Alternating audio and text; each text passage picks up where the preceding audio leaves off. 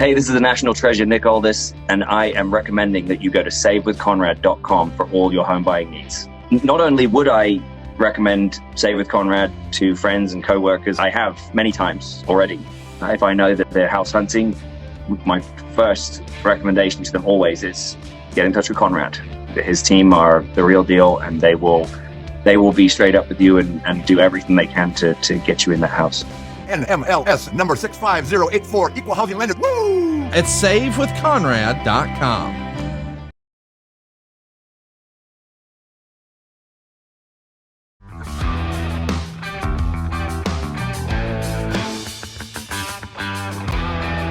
Hey, it's Conrad Thompson, and you're listening to 83 Weeks with Eric Bischoff. Eric, what's going on, man? How are you?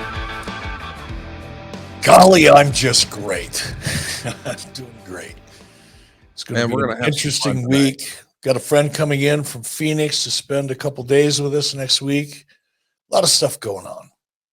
That's cool, man. We before we jump into our topic today, we're going to be talking about a really fun show.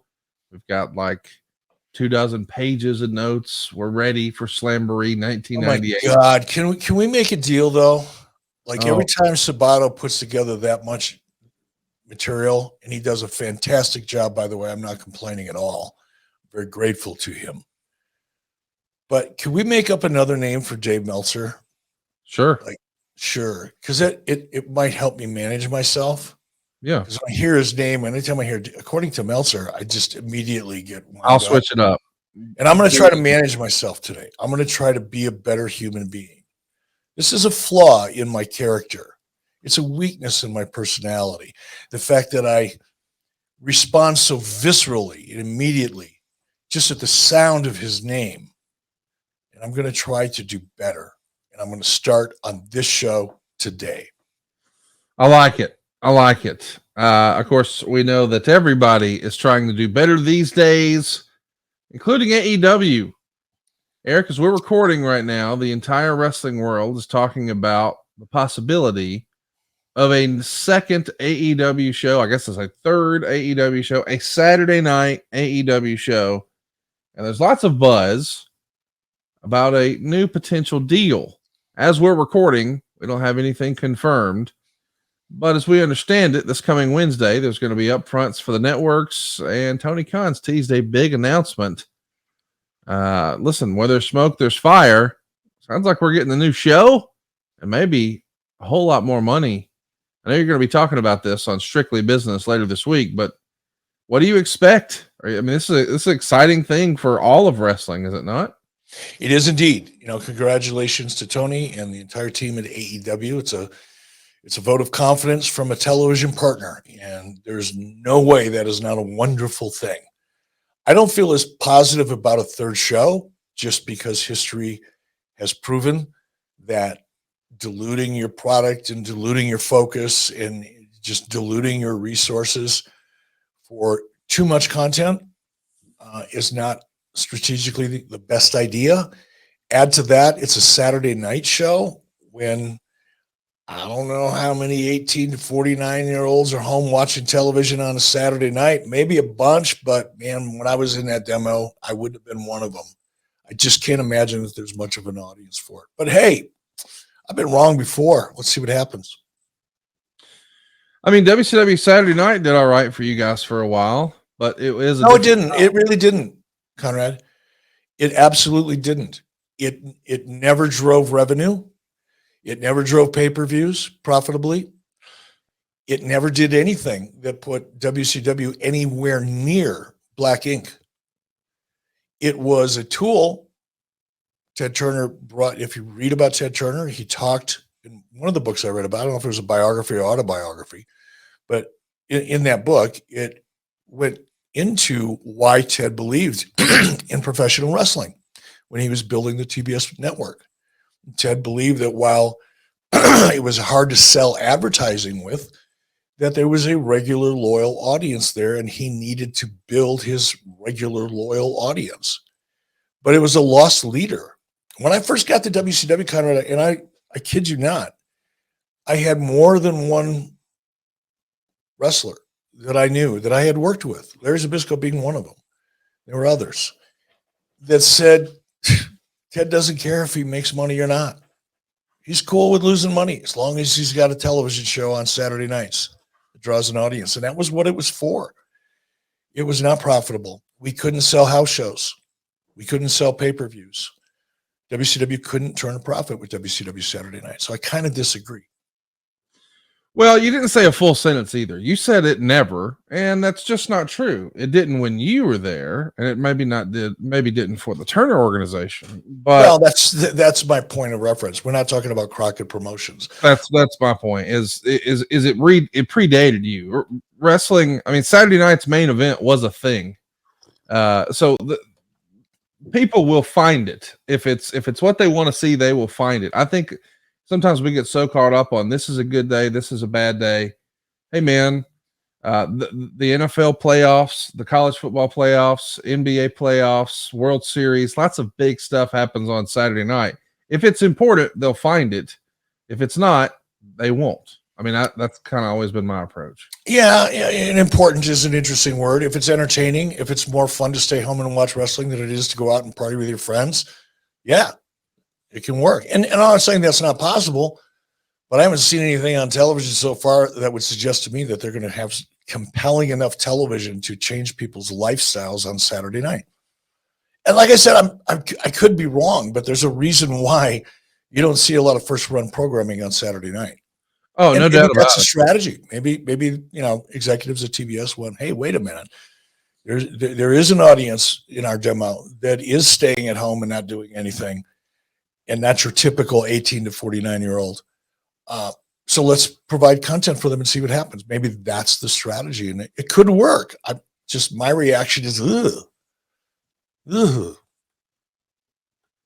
Well, let me say this. I appreciate what you're saying first run content, like traditional television shows. Sports, which is the way this is going to be categorized, is going to be different. Live sports, I think, could work. I'm excited for them, whether it's a huge success or it's not, ratings wise. If the rumors are true and they're getting the Brinks truck to back up, it's got to be mission accomplished for a company that at this point is just a shade over 4 years old, right?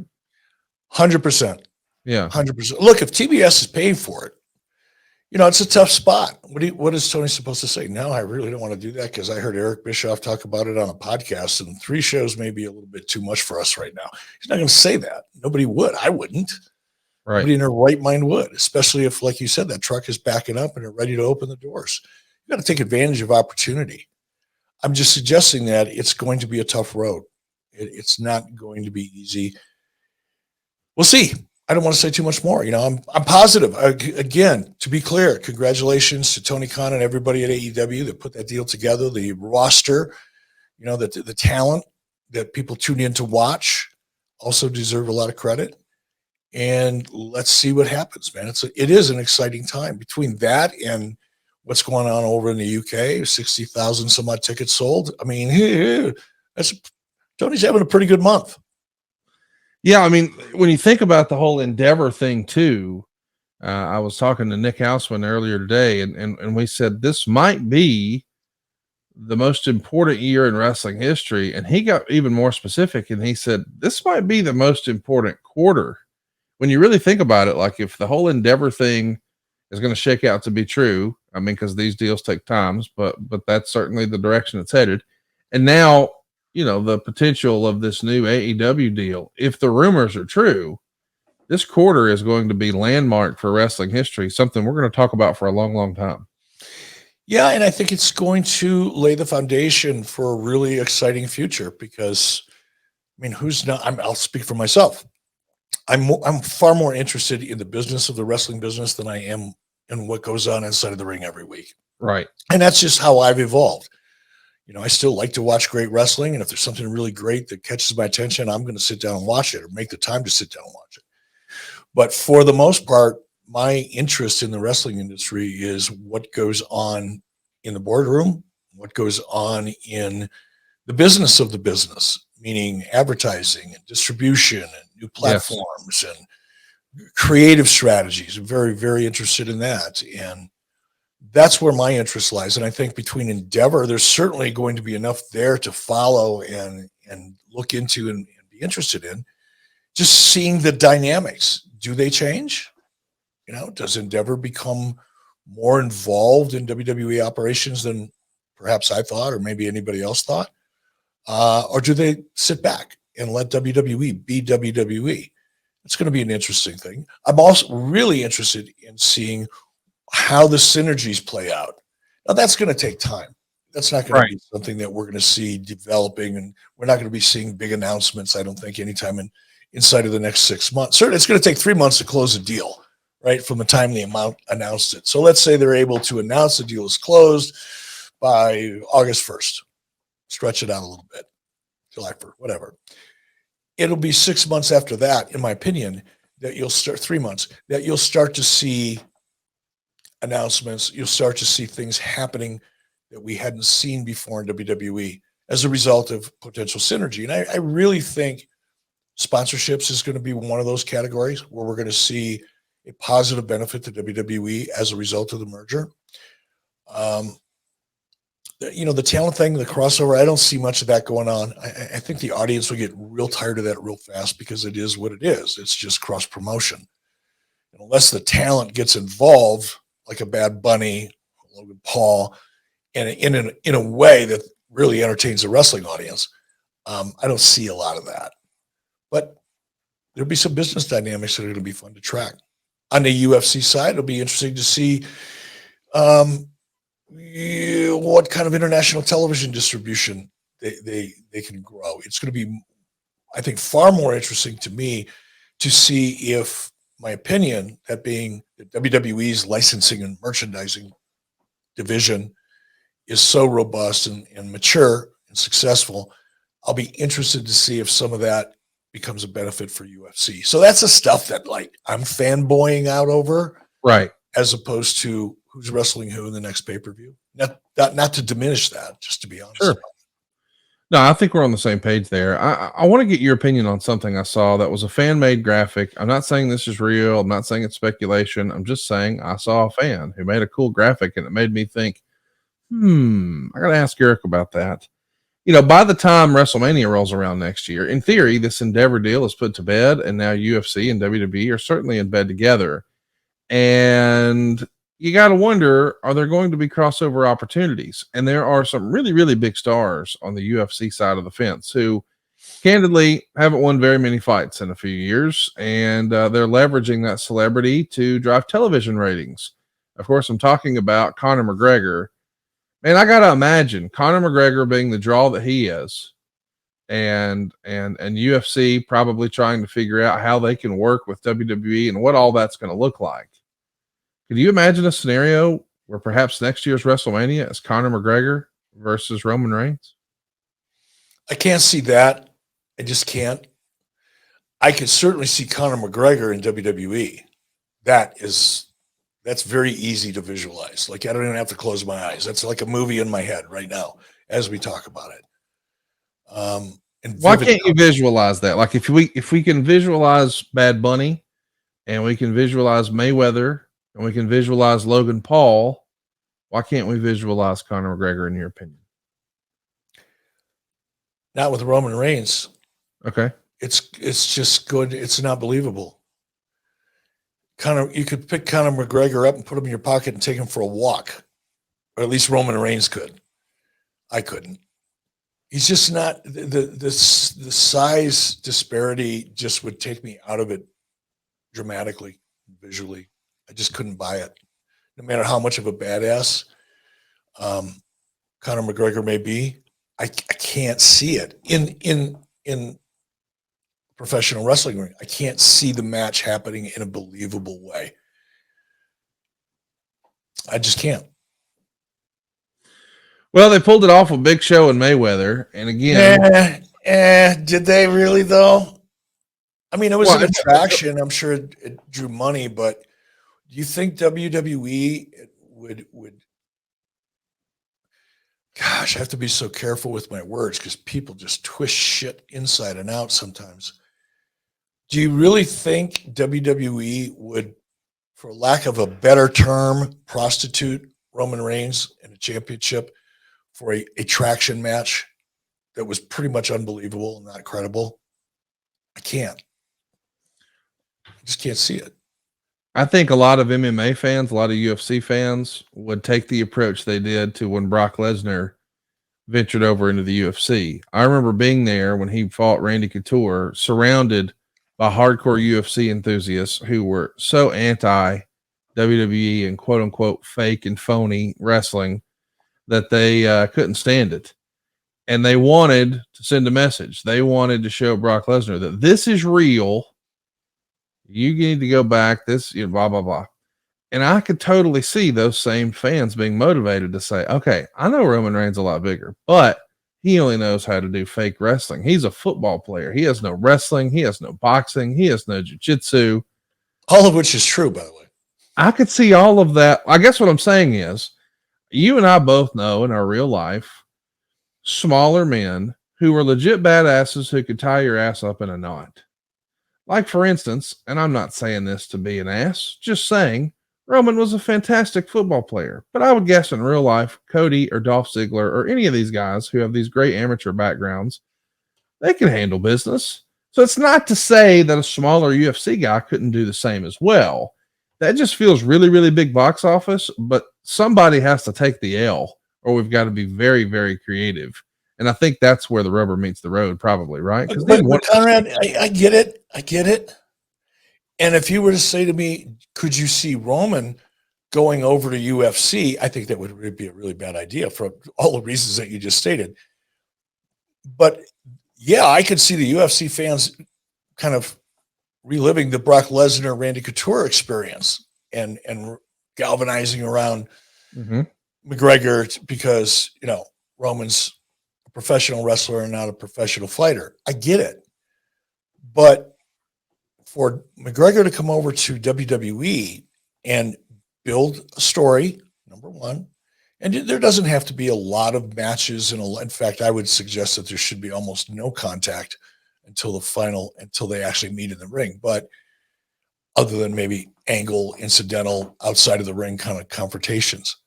But if that were to happen, Conor, like Bad Bunny, who is a freak of nature, I think, or Logan, who is just a very disciplined athlete and was 100% committed, unless Conor were to really learn how to wrestle so that he could go in there and have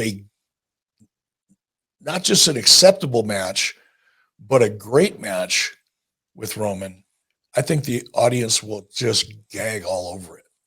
If he just goes in there and tries to be the tough, because in professional wrestling, it's not who's the toughest guy. It's the story. It's who you're invested in. Who do you want to see win? And in order to tell that story, there has to be some physical dialogue. On Broadway, all the dialogue takes place on the stage. In a feature film or television show, it's all on the script and it manifests to the screen and it creates emotion. In professional wrestling, it's the drama and the story that plays out inside of the ring that helps advance that story and get people invested in the character. If it comes down to, I don't know, he's a professional fighter and he's a professional wrestler, wonder who's going to win, I don't see that. And in order to avoid that, there has to be a great story. And I can't see that happening unless Conor were to really, really commit a la Bad Bunny or Logan Paul. I don't know. He's a super rich guy. I don't know if he's got the motivation for that. But maybe, he's also a huge character. I mean, he may be 170 pounds right now or whatever he is. He's gotten bigger, by the way, a lot bigger. A lot bigger. Yeah. But he's still short. It is what it is. But he has gotten a lot bigger. And I could see Conor, and part of me because I don't know him, obviously, but just he's so flamboyant. He loves the camera. He loves messing with people. He loves messing with the media. He's an over-the-top personality and an entertaining one at that. So I could see him going, you know what, his MMA career is kind of, I'm on the downward slide. Why not take advantage of this opportunity to jump on another ride? And if you were to really commit a la Bad Bunny or Logan Paul, I see it because he's got mega doses of charisma. Yeah. I'd love to see it. I think it would be amazing. I think it would be a real shot in the arm and a real growth opportunity to WWE. There would be a lot of crossover fans who are maybe lapsed wrestling fans. They haven't watched it in a long time, but now they're going to go check it out because Connor's there. That happened with my parents and Ronda Rousey. They were big Ronda Rousey Fite fans. When they heard she was going to do wrestling, they said, hey, let us know what time that comes on. We want to come over. I think Connor would have the exact same effect. And I do think that he would put in the work. Maybe this is wishful thinking on my side, but Bad Bunny, I know you said Connor's a very rich guy. Bad Bunny made like $88 million last year. So, and that's what makes him a freak. He's doing it because he just wants to do it. And that's very, very, very unusual. It's very Karl Malone-esque, is it not? Yeah, very much so. He just did it for the fun. Let's talk about the Puerto Rico show. You and I recorded in advance of that show. Mm-hmm.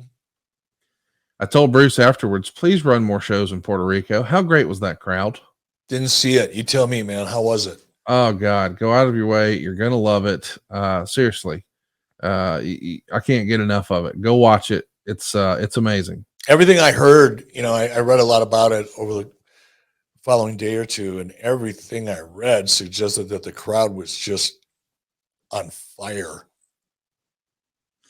Really good stuff, and it was good stuff 25 years ago. Let's pick up where we left off. Coming off of Spring Stampede, Randy Savage is the new WCW champion here in 1998, and the NWO seems to be coming apart at the seams. As we talk about the Nitro after Spring Stampede, there's a looming legal issue, and this is not a storyline. This is real life. You and Ric Flair. We've discussed it at great length in the archives. It's 83 weeks on YouTube.com. That's 83 weeks on YouTube.com. One of our earliest episodes. But man, this is the era where it starts to feel like pressure starts to come your way in multiple directions. You've got the WWE ending your 83-week streak. You've got now this legal battle with Ric Flair. You've got some larger-than-life personalities having their vision of what they think the NWO and the storylines should be. Bret Hart's here. There's a lot of moving parts. Is the stress getting to you here? That part wasn't. That part didn't create the stress. And while all that was going on, Turner Broadcasting was doing everything that they could to undermine WCW financially, internally. This was the beginning of Turner Broadcasting prepping for the AOL merger. None of it was public. It was behind the scenes. Didn't start to really become obvious until later that year. But there was a lot of moving parts in Turner Broadcasting as a whole, not just WCW. Almost every division of Turner Broadcasting was beginning to feel a lot of change, drastic change, in preparation for that merger. Let's talk about the Flair thing here for a moment, because, we saw at the end of 97, it got down to the nitty gritty with Bret and Vince McMahon. And now here we are in the first half of 98. You're sort of doing the same thing with Ric Flair. And I'm curious, from your perspective, were you hearing from other talent? Like, I've always wondered how they viewed this. Like, we know that you viewed Rick as a guy who had violated his contract and wasn't willing to do business and wasn't professional. And he viewed you as a guy who was trying to, I think he said, abuse of power in the promo, but certainly he felt like you weren't handling him the way he should have. But you're the boss and talent, because you're on camera here and you're having a talent issue and you've had to draw a hard line. I've always been curious how the other guys in the locker room may have seen that. Do you remember there being people who were really buttering you up and they were on your side, or other people who said, well, now about this Rick stuff, take us back to that moment in time? I certainly didn't have anybody approaching me saying, go Eric, right. You're doing the right thing. That didn't occur. It was an ugly situation all the way around. Nobody was happy about it. I certainly wasn't happy about it. Rick clearly wasn't happy about it. And the talent, for the most part, it's a weird dynamic, internally, at least to me, people were quiet about it. They didn't want to express an opinion. I think most people who knew Rick and liked Rick, whether they said it or not, were very disappointed in me and pro Rick, right? I think there was a percentage of talent that just didn't really care, because it didn't affect them. And there was a segment of I think the roster that kind of understood, but their loyalty was with the locker room. Their loyalty was not going to be with me. So to my face, I didn't get a lot. I didn't get a lot of feedback. That's kind of what I imagined, that it's always boys versus office. But in this era, you're kind of, whether we really acknowledge it a lot here on the show or not, you're kind of becoming one of the boys. I mean, you're an on-screen character with these guys.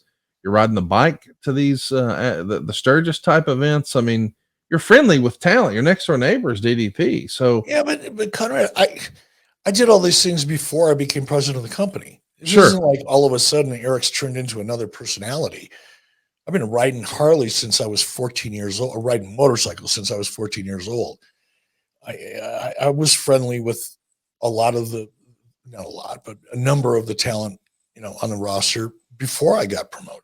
yes, It's not like I said, okay, I'm the boss now. And okay, all you people let's see, I got to delete you and delete you. It's not my thing. And I don't think, look, some people probably looked at me much differently than they would have looked at, for example, Jim Hurd or Kip Fry. Well, that's what I was getting to. Is you were the guy holding the stick. You were the guy making. You're a part of their band of brothers, and then you move up the ladder. That wasn't their experience with Vince or Vern or anywhere else they would have worked. Like, you go from we're one of our friends to now you're the boss, and we're still able to be friends. It's a unique dynamic compared to others. No. Yeah, and it was also awkward for some people. Not the people that knew me well or reasonably well, because it didn't really change me. But I'm sure that there were some people who didn't have a relationship with me who did find it really awkward. Is he really the boss, or is he? Because I was never one of the boys. I never tried to be, despite the narrative to the contrary. I had friends that were wrestlers, of course, before I got into the business, when I broke into the business, and certainly after I became president. Yes, I had friends who were wrestlers, and I hung out with them, and I'd hang out with a large group of them after the shows on Monday night to watch the replay like everybody else, because it was fun and I enjoyed it. And I did have some relationships, personal relationships, but I'm sure it was confusing for some people, and it was for me too.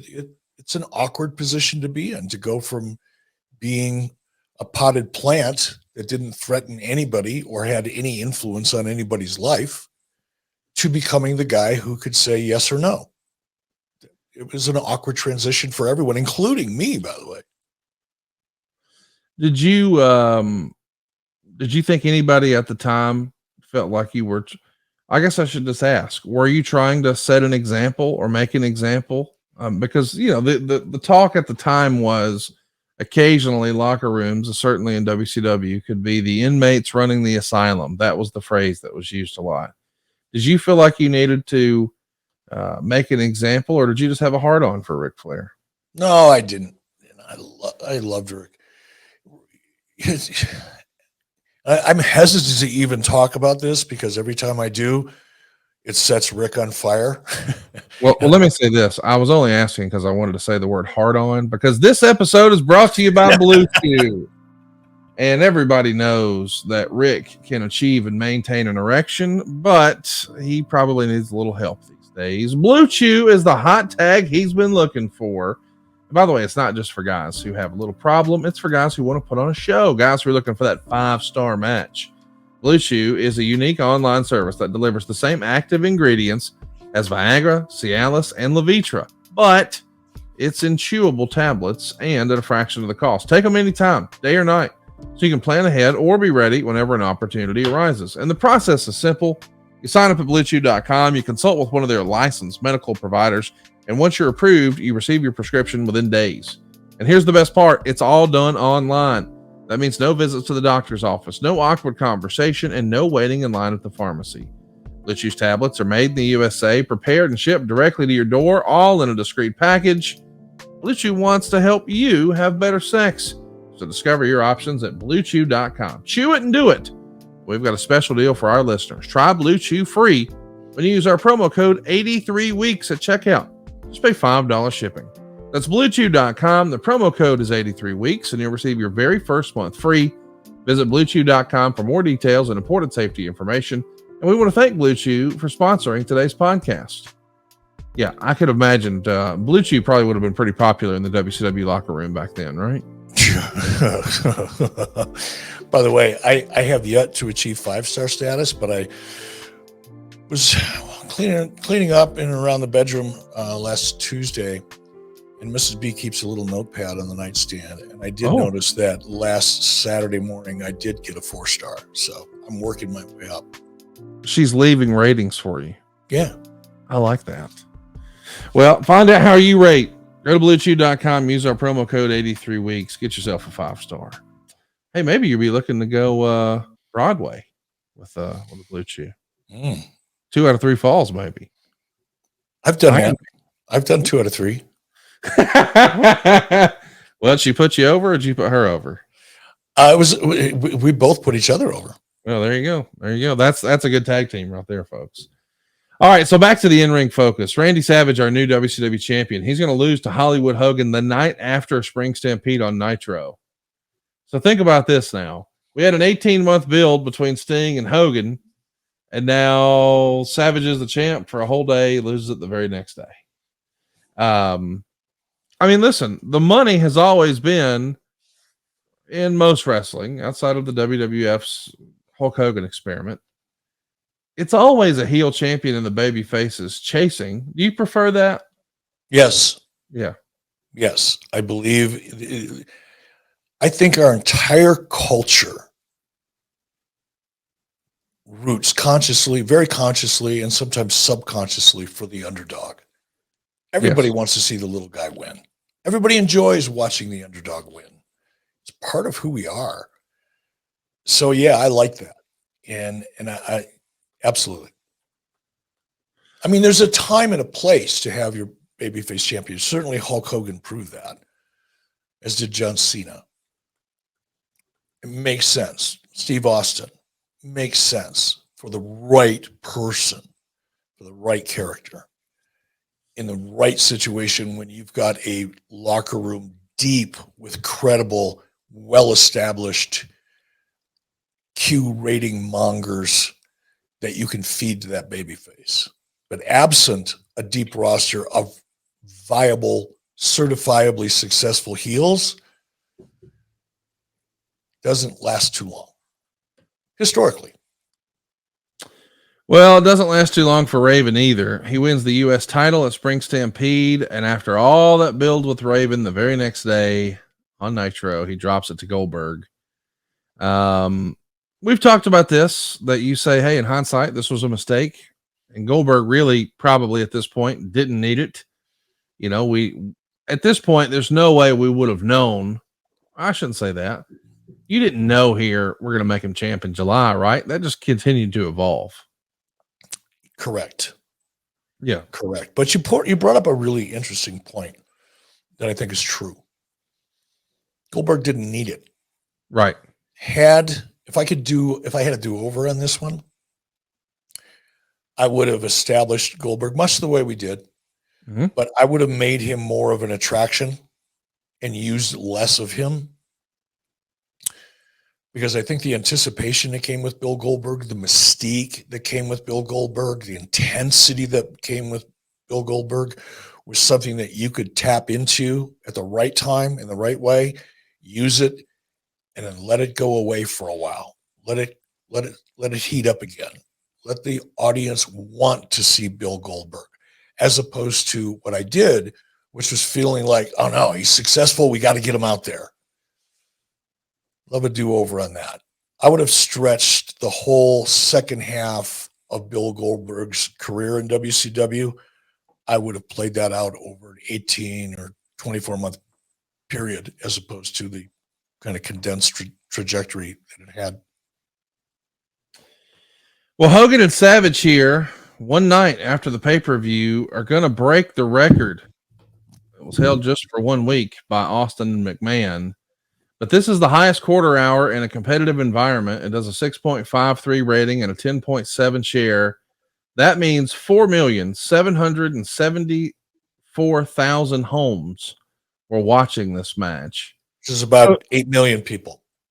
Minimum. I mean, you got to think it's more than 9 million people are watching Hogan and Savage here on Nitro. Goldberg proves to be a ratings draw as well. The first quarter hour, when Raw was going to be held a few weeks prior, would have been hurting Nitro. And instead, with the announcement of Goldberg getting his first big title shot, man, you get the whole audience to stick around. So once upon a time in September, this guy's, just a guy coming out to wrestle Hugh Morris. We're not even sure what his name is until he's on the way to the ring. And then we can put Ronnie in his headset. Is it Bill Gold? Is it Goldberg? Is it Bill Goldberg? What is it? And now fast forward. And when we say he's getting a title shot against Raven tonight, fans stick around. And it's just crazy to think that this is where wrestling was just 25 years ago. Obviously, revenues are much higher now, but ratings were so much higher then. And again, the way we consume is different and all that. Let's just take a look at where we are with the business. In March of 97, you were averaging 5,548 fans at shows. Here, a year later, March of 98, you're up to 8,512. That's a more than 53% increase. So, Conrad, let me ask you, and I don't know if you have this in front of you or not, but does that include live events, or is that just TV tapings? That's all shows. All shows. That's a pretty good average. That's your house shows, your television tapings, your pay-per-views.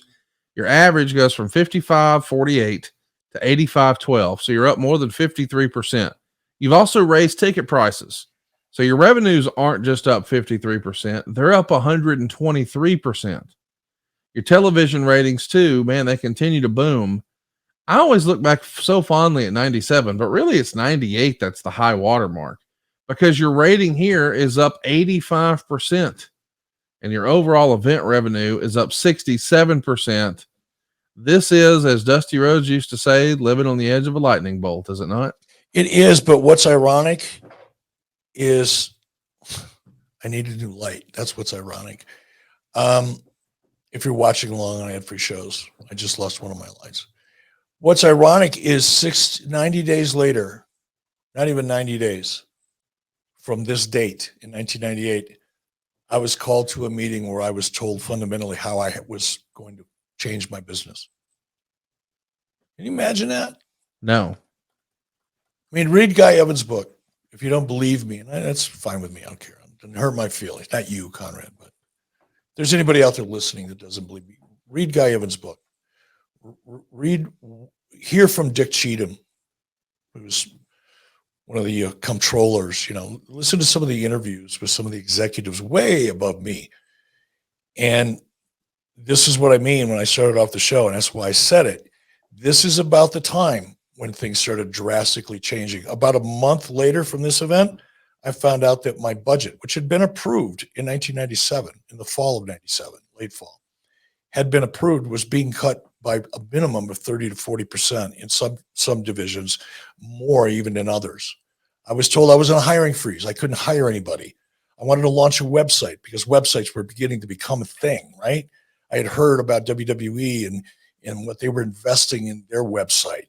And I wanted desperately to, again, you'll read about this in the book if you choose to read it. I couldn't hire anybody. I couldn't develop a website for WCW unless I used someone from Turner, and by the way, I couldn't choose who I got to bring into WCW to build our website. It was chosen for me by somebody in Turner. I didn't get to vote. I just had to bring them in and hope for the best. And the people that I brought in, or was the people that Turner Broadcasting assigned to WCW to build their website, couldn't find their ass with both hands and a compass. And it shouldn't say it that way because it sounds like a personal shot, but everything was so new. But Turner didn't have cutting edge technology. Trust me when I tell you that. And it was very, very frustrating. Well, I'm sure it's frustrating too when you finally lose in this ratings war after 83 consecutive weeks. Vince gets a win, and almost immediately afterwards, talk about the luck. And we say it all the time here. Timing is everything. Now the damn NBA playoffs are a thing. So you're going to be preempted and your schedule is going to be moving around. Momentum is a real thing in sports and business and life. And after they get a win, this is the worst possible time to be preempted, is it not? Yes and no. It's never good to be preempted because you're absolutely right. Momentum is a real thing. Getting the audience hooked on your story and compelling them to tune in to see what's going to happen next is the reason you produce television. And when you take people out of their habit and they latch onto something else, you hope they're going to come back. Most of the time they do, particularly in wrestling. Because as you pointed out early on, and I absolutely agree with you, wrestling is unique in that the audience will find you. They'll be more deliberate and more intentional to find professional wrestling than they will if you say move a sitcom from a Thursday night to a Tuesday night. You may not get that audience back. They may not follow you. Wrestling audience will. They will find you. Wrestling fans and the wrestling audience historically is, I think, one of the most loyal fan bases in all of entertainment. I really believe that. They will come, they will find you. They want to know what you had for breakfast. They want to know what's going on in the office. They just can't get enough. And that's a great thing. And that's one of the reasons why, your point about the audience finding AEW on Saturday night, I don't discount that completely. I just, like I said, I think it's going to take some really compelling TV to get them to change their habits. But in this case, the NBA playoffs are changing their habits. And you can only hope they're going to come back. But to answer your question about the best time or worst time of year, I would rather kind of take it in the spring, early summer, than in the winter. Because the number of people watching television beginning in May, certainly into June and well into the summer, even April, people stop watching TV as much. It's seasonal. It's staying later.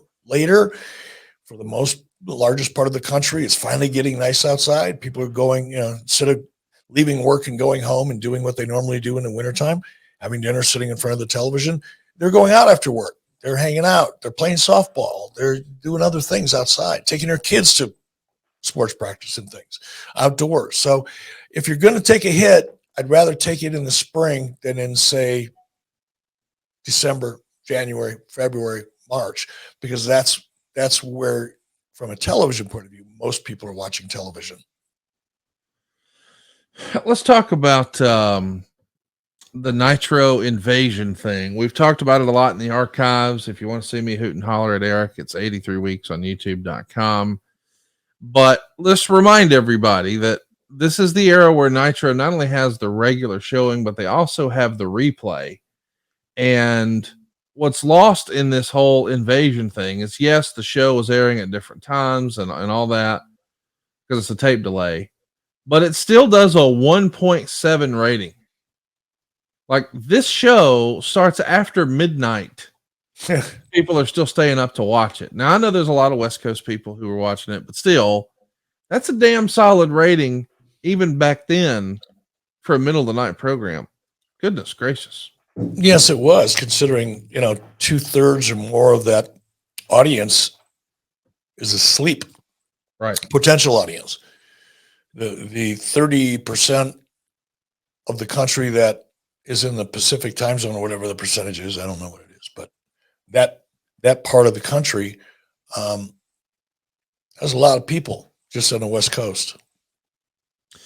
Because you're not getting negligible East Coast, Midwest numbers. We should remind everybody that not only is the NBA messing with Nitro, but Thunder is completely preempted 2 weeks in a row. And this is all based around the same time that the WWF is getting hot with Mr. McMahon versus Austin. And you're trying to build and sell pay-per-views. Goodness gracious.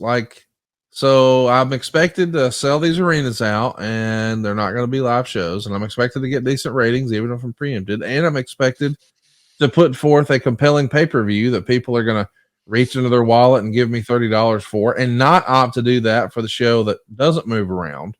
I mean, consistency is key. If we just started to release 83 weeks all willy-nilly whenever we wanted. Some days it's Monday at 6 but other days it's not a show at all. And then some weeks it'll be on Sunday and some it's on Thursday. And man, that gets complicated. And you're expected to just drudge through this and be successful. And by God, the product's hot enough, you managed to do it. With the benefit of hindsight, this is an even bigger accomplishment, no? I guess if you look at, looking at it that way, yeah, I didn't look at it that way at the time, but certainly, we were swimming upstream. There's no doubt about it. After all of this is happening with, building up these pay-per-views and the lawsuit with Ric Flair, you also find yourself in court for a couple of days doing depositions for this antitrust lawsuit or whatever it was at the time with the WWF. You're dealing with Jerry McDevitt. That was a pleasure. And as I understand it, this is probably about the whole Scott Hall, Kevin Nash business from a couple of years prior. What do you remember about this deposition with a figure we hear a lot about, but we haven't heard a lot from, Mr. Jerry McDevitt? In a twisted, kind of messed up way, I enjoyed it. And look, Jerry McDevitt is a master at what he does. But I kind of liked sitting across from him and knowing what he was trying to do and knowing what I was trying to not let him do in a deposition is a real challenge. I mean, he's so smart and so good at what he did that I kind of looked forward to the challenge. I knew I'd lose. There's no way I could stand toe-to-toe with Jerry McDevitt in a deposition, but it was fun trying. In a weird way, I enjoyed it. Thing I didn't enjoy is Turner's lawyers were soft. They just wanted it to go away. They went into it soft. Nobody even spent the time on the legal side to point out the fact that, Jerry McDevitt's big thing that he tried to point out is, that Scott Hall came out on Nitro with a greased back hair, a curly Q, and a toothpick. He did that in WCW. Yep. And rather than Turner attorneys jumping all over that, we got beat to death by it. We got bitch slapped because of that. And it was defensible. And I just let it slide. So I think the part of me that was, if there was a part of me that was like, oh, I got to do this, it's because I didn't feel like we were in it to win it. But personally, I was. At least to try. It was fun. I respect Jerry McDevitt. Learned a lot from Jerry McDevitt, actually. You can learn a lot sitting across from somebody like Jerry McDevitt in a deposition. It's a valuable experience. Can't buy it in college. Right. It's pretty cool. We are promoting Randy Savage versus Bret Hart and the Outsiders defending the tag straps against Sting and the Giant as the main two matches on Slamboree. Here's the question. If Hogan wasn't going to be on this show, could you have kept the title on Savage and it been Savage versus Bret for the title? Like, I could have seen that as being an attraction, or did you feel like that match didn't need it? I'm sorry. You lost me on that timeline. Right. So the night after Spring Stampede, Hogan beats Savage for the belt on Nitro, but he's not on the next pay-per-view, he being Hogan. Mm-hmm. So our main event is Bret Hart versus Randy Savage, but no title. It feels as if, to me, and again, I don't know, what the hell do I know? If we're going to be marketing another pay-per-view and maybe Hogan isn't available or we've used his dates or whatever it is, he's not going to be on the show. He's not advertised, at least. Why not just have Hogan versus Bret for the title? And if you want to keep it on Savage, cool. But I don't know. Why take the belt off if you're not going to, the guy you're going to put the belt on, he's not on the next pay-per-view? That's a good point. I don't know that there was a good reason. And if there was, it would require me being able to sit down and kind of look at what we had planned for late summer, early fall. There's a good chance we were planning something else for Hogan and the title going forward from this particular pay-per-view. The other thing, just listening to this and trying to imagine what was going through my head at the time, part of it may have been that I just didn't think that Brett Savage needed it. That's a big matchup. That's enough of an attraction that I could see myself at that point in time not feeling like Savage needed that belt to be the right guy in that match for pay-per-view. Right. Let's talk about Psychosis here for a minute. He's going to get sued by the owner of AAA, Antonio Pena, over the use of this name. Does this ever land directly on your radar? Because clearly Mr. Pena thinks he owns this IP. And as I understand it in Mexico, a lot of the personas are that way. The promotion comes up with it, and they can stick another guy in that costume if they want. Ask the Gene Simmons Kiss model. Yes, there you go. It's a wonderful model, by the way. I love the idea. No, it didn't. And it certainly didn't end up on my desk. It may have ended up on Nick Lambros's desk or perhaps Diana Myers. Nick was at my VP, and Diana Myers was assigned to us from Turner Legal. She didn't work for me, but she worked for WCW on behalf of Turner Legal, but she was in our office. Nick was also a lawyer, but he no longer reported to Turner Legal. He reported to me. So it probably would have ended up on Diana's desk. Maybe if it was a serious enough issue onto Nick Lambros's desk, but it didn't make it to mine. So it obviously was resolved or wasn't serious one way or the other. I don't know.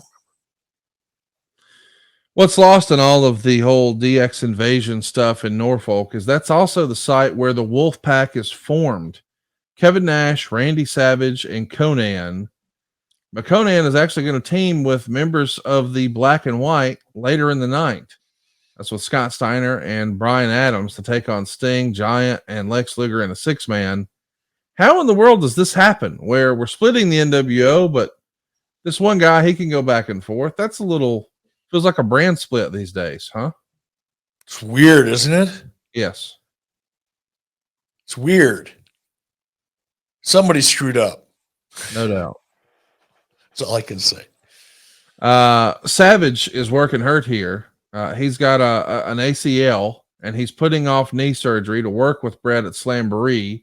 So maybe that is another reason why maybe it makes sense for us to get the belt off of him. But that begs the question, why put it on him unless you just needed to go back to putting it with the heel? And maybe we thought it wasn't time for Brett, but there's a lot of debate over the years about why we never got Brett versus Hogan. Do you think if we would have kept the belt on Savage here, it's fun to think about what ifs. If we kept the belt on Savage here and he does have the hurt ACL and he drops it to Brett, would it have been inevitable then that we get Brett versus Hogan on pay-per-view, you think? Sure.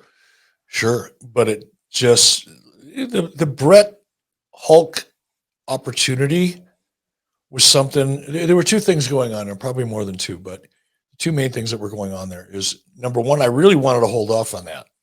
I wanted it to be a great build, and we weren't ready for that yet at this point. Number one, we didn't have the plan. There was no looming great idea out there that was beyond just, we could shoot an angle and we're going to have a match. I mean, that's easy. That doesn't take much talent, but we weren't there yet. We knew that Brett Hogan would be monster if it was done well. So for better or worse, there was no urgency on Brett Hogan, number one, because we didn't want to waste it or not maximize it by not having a story. Number two, there was a chemistry issue. There had to be some trust there. And Brett, with all due respect, and I do respect Brett for what he accomplished and what he was able to do in the ring in terms of performance and all that. But Brett was a unique personality, and so clearly is Hogan. And they had history. Chemistry wasn't right yet. I didn't feel it. A lot of this is feel. There's no playbook. People think there's a playbook because it looks like it makes sense on paper, but when you factor in all the variables, including personalities and chemistry, sometimes what's obvious isn't quite possible at that time. And that's where we were. Kind of in casual conversation, Hogan loved the idea. So did Brett. They were both looking forward to it. But when it came down to doing it, not sure the timing was right yet. I was hoping it was going to be. Well, the timing is right every day. It needs to be part of your playbook if you want to feel better, because this is all about feel. We're talking about AG1. One delicious scoop of AG1 is going to get you 75 high-quality vitamins, minerals, whole food source superfoods, probiotics, and adaptogens. Everything you need to start your day right. It's a special blend of ingredients to support your gut health, your nervous system, your immune system, your energy, your recovery, your focus, your aging, all of the things. I can't recommend it enough. It's lifestyle friendly. Whether you're trying to eat keto or paleo or vegan, or maybe you're dairy free or gluten free, well, AG1's for you. It's also going to have less than 1 gram of sugar, no GMOs, no nasty chemicals, no artificial anything, and somehow it still tastes great. It costs less than $3 a day. Think of it as like your all-in-one nutritional insurance. And don't just take our word for it. Athletic Greens has more than 7,000 5-star reviews. Think about that. That's unbelievable.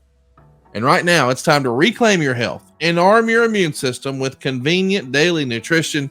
It's just 1 scoop in a cup of water every day. That's it. No need for a million different pills and supplements to look out for your health. And to make it easy, Athletic Greens is going to give you a free 1-year supply of immune-supporting vitamin D and 5 free travel packs with your first purchase. All you got to do is visit athleticgreens.com/83weeks. Again, that's athleticgreens.com/83weeks to take ownership over your health and pick up the ultimate daily nutritional insurance. AG1, man, it feels good, it tastes good, and it's good for you. You know what I learned recently, actually, is that serotonin, which is that chemical in your body, I think it's a hormone in your body that gives you that feel good, just kind of blissful state where you almost like on the verge of euphoria. A lot of people, it's kind of like endorphins. You'll hear about athletes who, perform at a high level and they have a workout that's so intense that when it's over, it's just like they have this euphoric kind of high. All of those hormones are created in your gut. It's impossible to have those feelings if your body's not producing the hormones that create them. And those hormones are created in your gut. It is amazing to me how significant your gut health is and how it impacts so much. I mean, you touched on it there, focus. I can tell you from just personal daily experience, and there are occasions, especially when I'm traveling, that's when I really mess up. Even though I have travel packs, I just either don't pack them or forget to pack them or whatever. And if I'm on the road for 3 or 4 days and I don't have access to AG1, I can really, really feel the difference when it comes to focus. And some of the other things, are not noticeable on a daily basis. But again, the hormones that you need for sleep, your serotonin, your endorphins, all those things that you really, really want to feel, it's all created in your gut. AG1 helps you do that. Keeps your gut healthy, keeps the production of those important things flowing through your system. So don't sleep on AG1. It makes a big difference in how you feel. athleticgreens.com/83weeks. All right, let's talk about some of the news and notes in this era. It's mentioned in the Observer that Hulk Hogan wants Sting to turn heel, and Sting refused. You ever hearing that? No, I haven't. By the way, Coach Rosie's joining us. Hey, Coach, and Brian F. Thanks for joining us over at Ad Free Shows. Josh Henney is here, and I just want to thank everybody who's watching along live on adfreeshows.com. If you're a member, you have access to this stuff live as it happens, and it's quite a bit of fun. Yes, it is. A heel Sting. I mean, we know eventually Sting is going to join the NWO, but it's going to be the Wolfpack version of the NWO. Do you think Sting was a part of this, as the narrative goes, the political angling of Kevin Nash having his vision and Hulk Absolutely Hogan not. I'm sorry to cut you off. Go ahead. Absolutely not. Sting is the least political animal that has probably ever stepped into a professional wrestling venue. I wasn't asking about Sting wasn't recruiting someone. Hogan was trying to recruit Sting. I'm asking, was Sting maybe, hey, Nash wants him on this side, Hogan wants him on this side. Maybe Hogan got to him first, because we see the Wolfpacks being formed here, and we know eventually Sting is going to be there. So the report in the Observer is he said no to Hogan, but he is going to join the Wolfpack. So I think it's a natural assumption to think if we do have Kevin Nash with political views of what he thinks the angles and storylines should be, and Hogan on the other side, both of these cats probably want to do stuff with Sting, right? Perhaps there was those conversations. I don't think there was. First of all, Hogan wasn't booking, despite the narrative that I know certain people want to believe. Hulk may have thrown out the idea. Right. Entirely possible. And Kevin may have thrown out the idea. Entirely possible and probable in both cases. But was there ever a formal decision? Was I involved? Was Kevin Sullivan involved? You know, a lot of times, you know, and I don't do it intentionally, but Kevin was very much a part of a lot of these discussions and decisions. And perhaps Kevin had conversations with Sting or Hulk or Nash that I wasn't a part of. That's entirely possible and probable as well. But was it ever a serious thing where we're all coming to Sting and going, you know, telling Hulk, okay, if you can get him to do it, we're on board? Right. It just wasn't the case. I think too often what happens, it's happening today. It's happening as we speak. When we talk about the rumors and the innuendo, it still exists today, clearly.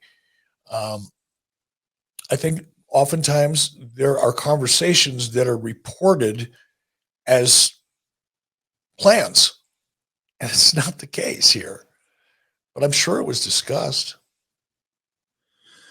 Let's talk a little bit about, you know, in this era, there's a lot of moving parts in front of the camera and behind the scenes, and those are going to collide with Mark Madden. You don't want me to say Dave Meltzer, so I won't. I'll come up with a new name. No, I don't mind. It's just not like every other, you know. I get it. Kermit the Frog wrote this. There's some sort of a situation involving Mark Madden. Madden was dropped from all live broadcasts. He was doing some direct TV stuff during the commercial breaks on Nitro, and also live play-by-play during the Nitros, pay-per-views, and pay-per-listens.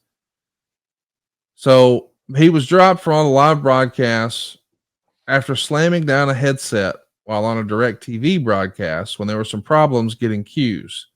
He was told he would stay with the company doing his hotline messages, but a few days later, he was fired from that as well by Nick Lambrose after doing a message that apparently put over the Click and Ric Flair. However, Bischoff may have interceded to save the hotline spot. Talk to me about Mark Madden here, and what's going on with him? Why is this difficult for him? There was just tension between Mark and a lot of the talent. You know, Mark. I mean, we're all familiar with Mark Madden. If you follow him on social media, or if you're in the Pittsburgh area and you listen to him on the radio, or you watch him in WCW, Mark is a very opinionated individual. He's got a style, and his style was very confrontational. He understood how to get the product over. He wasn't like the best color commentator, but he was damn good, and he had a massive personality. You know, I always thought of, ironically, they're both named Madden, but I looked at Mark Madden as potentially, not when he came in, but I looked at his style, his voice, his perspective as what could have been WCW's version of John Madden. Right. His delivery, his sense of timing and humor was so good, but he would say things and do things. He's a hard guy to manage. He's a very, very single-minded individual. That's really being kind. And I like Mark Madden a lot. I have a lot of respect for him. He's a very controversial guy. He says some crazy shit. So do I. So do a lot of people I like. It's cool. I don't hold it against him or anybody else. But he was tough to manage internally. He was really tough to manage. Mark, whatever you do, don't do this. He'd find a way to do it, but in a way that you couldn't have anticipated. There's always a challenge with Mark. And I think, to a degree, he got on the wrong side of some talent. I think in retrospect, what could I have done to better manage Mark Madden, the talent? Work a little more closely with. First of all, I would have had to have the vision that I have now, or the sensibilities that I have now, which I didn't, by the way. But now what I would have done would probably be work more closely with Mark, nurture the good part of Mark, which is his intelligence, his delivery, his skills, his talent, and help him to see the benefit of maybe working as a part of the team a little more. Because he's an individual, man. He marches to his own drummer, for better or worse. So did Brian Pillman. The Brian Pillman Memorial Show is going to take place. More than $25,000 is going to be raised to support the now late Melanie Pillman. We got lots of WCW and WWF talent on this show. I guess everybody could come together for a good cause like this. No issues with you? None. I fully supported it. I know you had to be in support of the rating when it comes out, even after you have an early start. It's a 2-hour show starting an hour earlier, so it would have started at 7 Eastern because of the NBA. It does a 3.48 rating, and then there's a great game. Still light outside. It's still light outside at 7 Eastern in the summer, isn't it? I think so. Okay. So I just checked. Does a 4.18. So the Lakers and the Sonics get a 4.18 rating, and Nitro does a 3.48. That's really remarkable when you think about that's not that big of a gap. And you're not in prime time, and they're the NBA, and we're just wrestling. I mean, even when you're getting bumped around, people are still finding it, dude. They're digging it. Yeah, that's actually amazing. And you look at the situation now, of course, somebody that I saw on social media actually started apologizing for, I'm not even going to say it. Okay, no, I'm going to let it go. Yeah, it was very impressive no matter how you look at it. If you compare it to what's going on today, where the NBA has a substantial adverse impact, negative impact on ratings for everything else, Nitro was able to hold up pretty well. We should also mention you're trying to pump the house show business up, or so I think, because here in late April and early August, you bounce the TV title around 5 times. On April 30th in Augusta, Georgia, Chris Benoit beats Booker T. The next day in Greenville, South Carolina, Booker wins it back. They do a rematch the next day in North Charleston, South Carolina. Benoit wins it back. Then on the 3rd, we're at it again, and Booker T wins it back. And then finally on Nitro in Indianapolis, David Finlay is going to beat Booker T for the belt. On TV, none of the house show titles are acknowledged, but this is a big deal because it does feel as if we're trying to let fans know, hey man, house shows are important too. You can see some cool stuff. Is that sort of the thinking? Yeah, that was always the thinking. That's probably the only reason the television title should have ever existed in the first place, not the television title, but television title. Although that doesn't make sense either, does it? Well, it doesn't, because it is a television title, but I get your point. And a lot of people would speculate, including Kermit the Frog, that the fans were unhappy in Augusta because the advertised main event was Ric Flair versus Kurt Hennig. Neither are there. And Raven versus DDP was also advertised, and neither are there. Now, they're not there because they're doing MTV stuff. But of course, we know why Ric Flair's not there. So if we advertise 2 matches, neither are there, let's send them home happy and let them think they saw something of consequence. I get it. And clearly you were on board with it because they didn't do it just once or twice. They did it the whole weekend. Yeah, that would have been a Kevin Sullivan strategy, and clearly it was a good one. It may have also been, correct me here, again, timeline escapes me, and I don't have a table full of research to refer to, but it may have possibly led to the Benoit Booker best of 7. Yeah, we're getting there for sure. Yeah. So again, that's one of the big advantages of doing house shows is, in this case, and again, I'm presuming a lot of things here. I didn't book house shows. So I wasn't involved in any of these decisions. And that's not putting it off because I'm putting this one over. So I'm not blaming anybody. I'm putting Kevin Sullivan over, who would have booked this on the house show circuit. That's one of the big advantages of house shows is, okay, you're forced, because of a bad situation, Rick, Kurt, DDP, Raven, bad situation, chicken salad or chicken shit. Let's go for chicken salad. Kevin came up with a brilliant plan, or a good plan, that turned into a brilliant plan, because that best of 7 series between Benoit and Booker T, I think, is classic late 90s wrestling. I thought it was fantastic. And it was born out of necessity, right? Late 90s also makes me think of Total Request Live. This is the era where we would see Raven and DDP actually get physical on that show. And I realize, time and place, maybe everyone listening to this doesn't remember TRL, but it was the highest rated show on MTV, I believe, at the time. It was a live show. They're still playing. At this point, MTV is transitioning from just playing music videos into doing more other reality content. So before, Teen Mom, there was Real World and Road Rules and all that sort of stuff.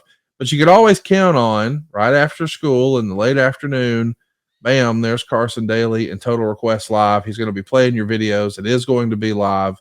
And Raven and DDP mix it up. And you guys even get to do a photo shoot with them in Times Square. That's worthwhile to miss a house show here or there. This is big time exposure. Did you see any value in the MTV crossover opportunity here in the 90s? Sure. MTV owned the younger spectrum of the 18 to 49. I don't know a lot of 49-year-olds watching MTV. There's some, clearly, but their core audience was much younger than that. They were the 16 to 24-year-old portion of, not really an 18 to 49-year-old audience, but they were the younger end of the spectrum. And of course, if you can expose yourself in a good way, not in an illegal way, but if you can expose yourself and your product to that new market and engage them and hopefully drag a couple of them with you over to your brand, that's nothing but a great opportunity. These no-shows, though, I mean, Kurt's not there, Rick's not there, Raven's not there, DDP's not there. We've heard a lot of people say that Crockett's business started to go kaput because of no-shows, and a lot of people in WCW say the same thing here, that the house show business started to die because of no-shows. Was that rearing its head in 98, and were you and Zane Bresloff discussing it, or was it not a priority at that point? No, it was a priority, and Zane in particular, because the live event side of WCW's business, that was all Zane Bresloff at the core of it. Certainly Gary Jester, to support. But yeah, I mean, Zane was very aggressive about his business and would get very upset over no shows because it hurt him, hurt his credibility, hurt his ability to be successful in that market next time. That's the real downside, is you're sending people home with a bad taste in their mouth. They bought tickets. They didn't get what they thought they were going to get. Perhaps they were entertained and left with a good taste in their mouth, but it's still not a good thing when you're advertised, especially not only one, but two. Now, people understand, the audience will understand an injury. They'll understand a travel issue when they happen occasionally. They're forgiving. But when you got two of your top billings not being able to happen, it just leaves a bad taste in people's mouths, and it makes it a lot harder to get to that market, as WCW learned in the early 90s. Let's talk about where tickets are here. Kermit the Frog wrote, whatever fear there was about business starting to fall was alleviated this weekend when tickets for the June 8th Nitro in Auburn Hills and the June 15th Nitro at the Nassau Coliseum were put on sale. The Nassau Coliseum sold out in about 20 minutes, which would be the fastest sellout of a major arena in the history of pro wrestling in New York, which dates back almost 100 years, with 13,027 tickets for $383,925. Now, but yet, and I hate to do this to you, This is context. Context is king. I haven't used that in a long time, bro. Going to bring that back to life. But in context, the dirt sheet writers, the peripheral media, the people that just were anti-WCW to begin with, all thought that WCW was dead in December of 1997. Well, nobody was saying that. Oh, did I get my timeline mixed up? Oh, it was 98. That was the Sting Hogan thing, right? No, Sting Hogan was December 97. But I mean, Oh, there you go. There you go. Well, hang on now. Let's talk about that. I'm glad we're talking about this because there's parallels that we could bring up here today. I mean, creatively, I see a lot of people who are frustrated and say WWE this, WWE that, but WWE is enjoying their greatest success of all time right now. Correct. And I think, we're talking about two separate conversations. We could say creatively, WCW shit the bed in December of 97. Business wise, on that one show. Regardless, a lot of people could argue. I saw people saying they were going to cancel the network and all that jazz when Cody didn't win at WrestleMania this year. But the next day they announce, well, here's what we're doing now. And we just saw that most of us saw the incredible pay-per-view in Puerto Rico. The beat goes on. So I think we're talking about two separate things here. Creatively, you could be frustrated, but boy, business-wise, I mean, that's worth revisiting. I want to read that sentence one more time. This would be the fastest sellout of a major arena in the history of pro wrestling in New York. Not WCW's history, not the NWA, not Jim Crockett Promotions. When people talk about the Garden, they talk about that with such reverence for the McMahon family. That is the home of the spiritual home of the World Wrestling Federation. And I know they're based in Connecticut. I got that. But I'm saying New York is the way the rest of the industry even referred to them. Oh, I went down to Atlanta and then I got to go back to New York. It was almost like, oh man. I mean, I just did a podcast last week with JR and we're talking about guys who worked in the Mid-South Territory and what a big deal it was after they've worked in all these little podunk towns in Louisiana and Oklahoma doing spot shows through the week. And they got to work the Garden. It's considered like, oh my God, I get to, not I have to, I get to go to Madison Square Garden. And you, the challenger brand, not this isn't your backyard. You're going to their backyard and setting a record, the fastest sellout. Wow. That's really something, man. It is, but again, this is a part of me that wishes I would have stopped along the way and appreciated certain things. I mean, that is a big deal, but I may not have even acknowledged it. Yeah. It was just business. It wasn't a big deal. I mean, it was a big deal. Don't get me wrong. I was happy. I mean, Eric, I didn't sit back and crack a beer and go, do you believe this? Do you realize what we just did, Zane? I didn't call Zane Bresloff up and have that conversation. I should have. I wish I would have, but I didn't. But it is, when you put it in that context, it is crazy. But my point was, and again, I don't want to get negative here, but I keep trying to put things into context because things become so blown out of context. This is in, what month was this? April? Yeah, we're in May of 1998. This is May of 1998. WCW is doing better financially and in every other respect than anybody could have ever. We were over delivering in every category: live events, pay-per-views, television ratings, probably even licensing and merchandising, although that doesn't really matter much because we started at basically zero. It is phenomenal that as late as mid-1998, we were doing as well as we were doing. But yet people like Kermit the Frog and others all point to today, oh, that was the beginning of the end. Or the finger poke of doom was the beginning of the end. All these things that in the fan's mind was the beginning of the end wasn't the beginning of the end. If it would have been the beginning of the end, we would not have sold out Nassau Coliseum in 20 minutes and set a record. that may still exist. Probably not, but whatever. Eric, I want to put this in perspective. Sure. You sold this show out, a Nitro at the Nassau Coliseum.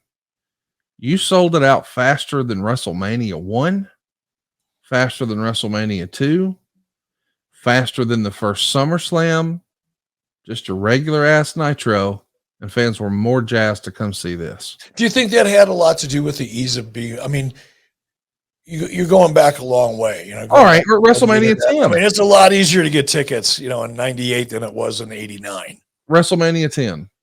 I mean, they're in Madison Square Garden. This is the granddaddy of them all, and you sold out faster. By the way, it's not just New York. Detroit, the other on sale we were talking about, they used Bill Goldberg as a representative there. He drew an incredible reaction. They did more than 10,000 tickets for over $206,000 the very first day. And the point is, you had to be ready or you were going to miss your opportunity to get those tickets. That's how hot you were. But you don't have to stress with Game Time. Man, you can get tickets as soon as the day of the event or as late as the day of the event. How about that for last minute? You see, Game Time specializes in flash deals and last minute tickets, not just for wrestling, but all your sports and music, comedy, theater, whatever it is near you. Game Time has killer deals on it. But what I like best about Game Time is two things. Number one, the lowest price guarantee. They call it the Game Time guarantee. They guarantee you'll always get the best price. Here's how.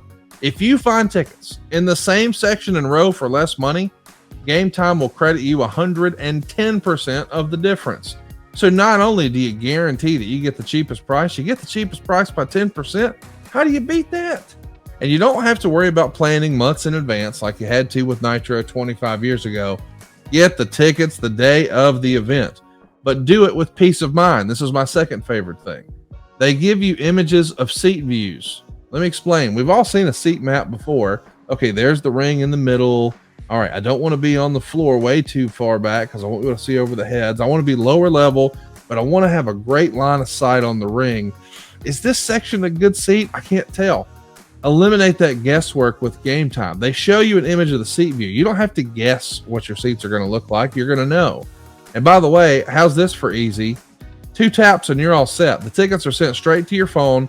You don't have to dig through your email. It's right there. Snag the tickets without the stress with Game Time. Just download the Game Time app, create an account, and use the code WEEKS for $20 off your first purchase. Terms apply. Again, create an account and redeem code WEEKS for $20 off. Download Game Time today. Last minute tickets, lowest price, guaranteed. So listen, let's talk about creative, because we've talked a little bit about the business and how hot you are here. But old Kermit, he says the reason Scott Hall or Kevin Nash goes on TV and says the reason Scott Hall hasn't been on TV is because Bischoff and Hogan are afraid of what he might say on a live interview. And here's what Kermit the Frog had to say. After Sting wouldn't turn heel and team with Hogan, Hogan wanted Hall to join his side of the NWO, recognizing he needed a strong partner to make the feud work. And perhaps since fake storylines turn into real life changes in friends and lovers, maybe it would weaken Nash's attempt at a power base if Hall wasn't always with him. We'll have to see if Hall will agree with the idea, but the betting line is against that one. And even Luger's name has been thrown around as Hogan's potential backup. So this is the reason I brought up the whole political stuff with Sting. Not saying Sting was political, but that maybe Hogan was trying to get someone on his side. And now I almost wonder, as I read that back, maybe it's just Hogan wanted to be comfortable. Because let's just address the elephant in the room.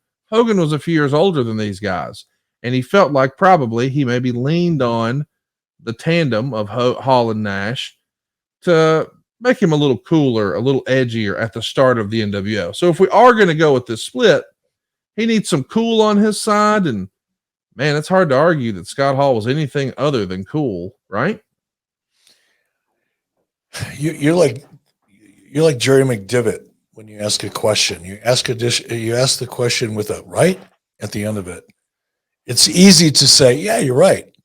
But the whole premise of that was like one guy's version of a fantasy drama going on behind the scenes. none of which may be true. He was speculating, just as you are. Perhaps this is why Hogan wanted Sting. Or perhaps, like in any television show or movie, you want to balance your cast of characters so that it feels believable and interesting and compelling. And if you've got a cast of characters on one side who are very, very strong, as Scott Hall and Kevin Nash clearly was, then is it a sense of, well, I guess I just need to be comfortable, or because I'm older, which is kind of negative, I need to have somebody younger? Or is it just, look, I love this idea, let's cast it properly so that it's not lopsided? And perhaps, and this is all supposition because I certainly don't recall the conversation, even if there was one, but perhaps it would have been Hulk just looking at the cast of characters and saying, okay, you got a great combination of characters over here, a great entourage, if you will, and I need to build mine out a little more. That would just be good creative thinking. So I can't agree with you when you say, right, in the sense of maybe it's just Hogan, feeling like because he's a little older, he needed to lean on somebody, a little younger, or whatever. I don't know that was the case, and certainly neither does anybody else. But he wanted Hall on his side. Who wouldn't? I mean, that's what I was asking, but I was wrong. But no, you were asking it, but with the prelude from Kermit, and does he want Virgil? That Hulk felt like, oh my gosh, I can't pull this off on my own. I got to rely on somebody else. Dude, there was two entourages. You want yours to be as strong as the one you're playing against. That's all. That's all that was. Yeah, he wanted Hall on his side. I don't think Hulk ever felt insecure in himself. He probably, if anything, if you're going to fault Hulk Hogan for anything at this stage, it would be having too much confidence in himself. I'll attest to that. I'm not arguing that. I'm just saying he didn't want Hall and Nash on the other side with Conan. And no disrespect, he's got Virgil and Bryan Adams and IRS. That's, as a character, lineup, that's pretty lopsided, right? So I get it. I also get why Chris Jericho was starting to hit dingers here. My man comes out running down Dean Malenko, and he's going to bring out a green wrestler who he's calling Bore Us Malenko, the man of one hold. And instead of having 1,000 on the back of his tights, he has literally the number 1 because he's the man of one hold. And Jericho says that the man of 1,000 holds is really just a marketing gimmick from WCW because Malenko's so boring and has no personality and nobody cares about him. Great stuff here. It feels as if you gave Jericho a little bit of creative freedom here. And boy, he took the ball and ran with it, didn't he? A lot. Yeah. A lot of creative freedom. There wasn't much that Chris wanted to do that either Kevin Sullivan or I balked at. If it got past Kevin and it got to me, I'm in when it came to Chris Jericho. I didn't think about it too much. Jericho, if you're a wrestling fan, especially, you're in your 40s or 50s and you grew up watching this era, the Monday Night War era, and you get the opportunity to go to Peacock, not pitching, but go to Peacock and watch some early Jericho stuff, it will explain why Chris Jericho is still one of the most viable talents in the world today. He was amazing. And that was just Jericho riffing. And he would come up with that stuff on his own, and go back and watch. It's fun to watch the evolution of Chris Jericho. It should be a class somewhere. The evolution of Chris Jericho should be a class because it's a great study in how to get yourself over. We should also talk about Saturn. He's starting to get over here, and he's going to lose. A loser must leave the Flock match to Hammer. Probably a good thing for Saturn. He had an upside, and there we go. Perry Saturn out of the Flock. As we mentioned earlier, Finlay is going to become the new TV champion, pinning Booker T. after Benoit has him distracted. It's a tombstone pile driver that gets it done. But earlier in the show, they had even been promoting Booker T versus Chris Benoit at the pay-per-view. So it's clear that this is done to just, hey, let's get excited. Let's show them something they don't expect, something they can't call. That really works for me. Was that something that you believe strongly in, or someone else on the team? I think everybody believed. I mean, look, the reason, going back to the summer of 1995 or late spring, whatever it was, when I was sitting in Ted Turner's office and he made the decision to go head to head with WWE on Monday nights. One of the first things that was on my list of things to do in terms of being different than the WWE was to be live. I believed that Flea's fucking live could be interesting, right? Anything live is more interesting than anything on tape, in my opinion. Where could a fellow watch these Fleas do their thing? Discovery Channel. Okay. Yeah. Best of Discovery. Look it up. I didn't know they were doing that over there. Google the internet. Okay. But I always believed in live TV. And in order for live TV to really work, you have to have that anything can happen at any moment. I've talked at length before, I won't do it again, about the research that I sat through in the focus groups that I was a part of and watched in 6 or 8 different cities around the country: Seattle, Detroit, Minneapolis, small towns, big towns, Northeast, Southeast, a lot, Arizona, Texas, Southern California. I went to focus groups all over the country with this research company and sat behind a one-way mirror and could watch the audience as the moderator in a focus group went around and asked people, what do you love most about professional wrestling? It was the sense that anything can happen. Well, there's no better way to take advantage of the sense that anything can happen as to do things that people don't expect when you have the luxury of live TV. And that's what all of that was. Everything I did, I tried to do in a way to surprise people and deliver things that no one expected, starting with Lex Luger, for crying out loud, dropping Sting out of the ceiling. You could go on and on and on about the things that we did to try to stimulate that part of the viewer's need to be excited about something they didn't expect to happen. Well, something I didn't expect to happen was Davey Boy keep a job. Kermit would write that he looks like he's done because on April 20th, he was booked to put over Scott Norton clean in Colorado Springs, and he refused. So the match never took place. And a week later in Norfolk, my man doesn't even show up to the show. But somehow, Davey still got a gig here. Did you feel an obligation to Brett to keep him around? Because saying, no, I won't do a job, and then not showing up, that feels like the shit you would have fired Honky Tonk Man for. That's the shit I would have fired a lot of people for, but there may have been circumstances and which mitigated it. I understand. Perhaps there was an exit strategy in mind for Davey Boy, and we wanted to make it clean. That could have been the case as well. Copy that. Let's talk about something that we get asked about a lot, but we've never discussed. It went down 25 years ago. It's an MTV special from the Chelsea Pier in Manhattan on May 9th. And Kermit would say it was so bad that all standards of bad in this industry have now become passé.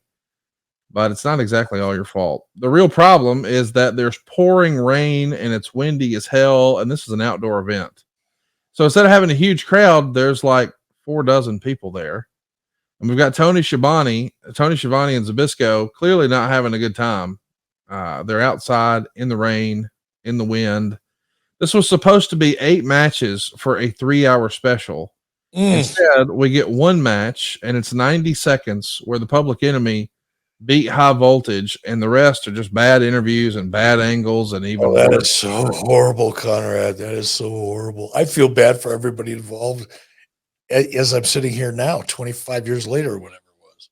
The show was supposed to be 3 hours. Mercifully, they cut it down to 2 hours, and it's so bad that the replay that was planned for later in the evening, they don't even air that. And of course, as we alluded to earlier, this whole MTV WCW is most known for the Raven DDP TRL thing. But man, if this would have worked if the weather would have played along, man, this could have been really big for WCW. I could see it in my mind, but this is not really your fault. I mean, it's easy for Kermit and others to, Miss Piggy too, to point the finger and say Eric should have did this, Eric should have did that. But damn, the weather. What can you do? Yeah, you can anticipate it. I mean, there's a chance that that's one of the things about doing something outside, man. Right. It can be great because it's a different vibe. It's a different feel. I mean, there's some negative things about doing something live. You don't get the audio, the acoustics that help create that energy when you have a big crowd in a great venue. You're outside, all that shit just evaporates. Sturgis is a good example of that. The stuff that we did in Panama City, another great example of that. Yeah, it's cool. You get a great visual, but damn, you're not getting the energy. And on top of that, you run the risk of getting rained on. That happened to us on a nitro, I believe, in Charlotte for a NASCAR promotion, not a promotion, but a NASCAR themed nitro we were doing. I remember Dusty Rhodes and I standing outside in the rain in downtown Charlotte, trying to do the exact same thing. And I think we actually pulled it off in the rain, which is bizarre, but the rain wasn't as bad as it was in New York. But yeah, it's always risky. It's the beauty of live TV, though. Let's talk a little bit about something that's going to be uncomfortable. You and I have never talked about it, but I think you got a story to this. It was written at the time. Eric Bischoff was deposed, easy for me to say, for 3 days this past week in the WWF lawsuit against WCW. I can't believe this is real. There are a lot of reports that the lawsuit is being used, not as its primary purpose, but questions are being asked to try and dig up personal dirt on Eric Bischoff with the feeling that if they can nail him on something embarrassing for an executive in Time Warner, and he's dumped as a PR move, similar to what happened with Bill Watts, that whomever follows him won't be nearly as aggressive or as successful in competition. My goodness. Did you ever hear that this narrative of, hey, they're just trying to get personal and string you up, and then if they can get rid of you, maybe they won't have any trouble with who replaces you? Well, keep in mind, I was the first one to ever come down the street that put Vince on the ropes. Yes. So I would imagine that they wanted me out. Yes. And I would imagine they would want somebody with lesser instincts and abilities to take that spot, some corporate dude that's never been in the wrestling business. I could see them wanting that. That would be smart. That's some Sun Tzu shit. I get it. Art of War. Do I believe it? I believe it's possible. But the good news is there was really, I don't have skeletons in my closet. I have a whole community. I have a village. But it's nothing that horrible. Certainly not in 1998. There was nothing that horrible. Later on, a couple of things you might want to talk about. But in 1998, never been arrested for anything. Well, that's not true. I had been arrested. But nothing, horrible. Nothing salacious. Nothing that would get an executive fired, let's put it that way. So it didn't matter. If that's what they were doing and somebody told me about it, I would have just laughed it off because there was nothing there to work with. Do you think being a part of this lawsuit and being asked some of these type questions, is this part of the reason, as well as the whole Norfolk Scope thing, that you go out and challenge Vince to show up at Slamboree? The line of questioning and deposition had absolutely nothing to do with it. I honestly looked at that more as recreation. Then I didn't feel like I was being attacked personally. It was WCW that was being attacked by WWE, and I got that. Whether they had some legitimate gripes or whether they were, reaching. And I think clearly in retrospect they were reaching, and they were successful in doing so. But I didn't take it personally at all, not even a little bit. And nothing Jerry McDevitt. I remember standing next to Jerry McDevitt taking a leak during a coffee break, and we were laughing and joking. I didn't react to it the way I guess people would think I would. No, the thing with Vince was all about with Sean Waltman and the promo the Sean Waltman cut. I went, all right, that was pretty good. I'll take that punch, but I'm going to counterpunch because that's what I like to do. I'll take that. I'll take it, but I'm coming back. And that's what that was. As far as me challenging Vince, it had nothing to do with the deposition. Did you know that Stephanie McMahon was graduating the day of Slamboree, or did you find out about that after the fact? No, I didn't know. I heard that as an excuse after the fact, but it was a lame excuse. Did Vince ever bring it up to you once you started with WWE? No, and that's one of the things I was disappointed. I am disappointed. Vince and I never, all the time I was a talent there, which was, I don't know, 3, 4 years, 5 years, whatever it was. I don't remember anymore. 4 years. All the time I was there every week. Every week I'd see Vince. We'd have lunch together occasionally, catering. Always around, worked with him creatively in the ring, out of the ring, garbage trucks, the deal. Got fired by him, but we worked together. We never once sat down and had that conversation. Hey, Vince, come on. What were you really thinking right about now? Right. Never did. Never had the chance to sit down. Maybe I will. I don't know.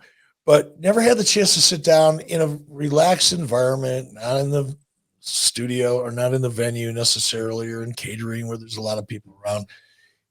And I spent plenty of time in his office in October 19th, actually more time than I wanted to, actually. But even one-on-one with nobody else there, never had those conversations. And I really hope I do before either one of us are not capable of having it. Because there's just a lot of fascinating things to talk about that we never touched on. Well, let's talk about what people were saying about the challenge, or at least the show where you challenged.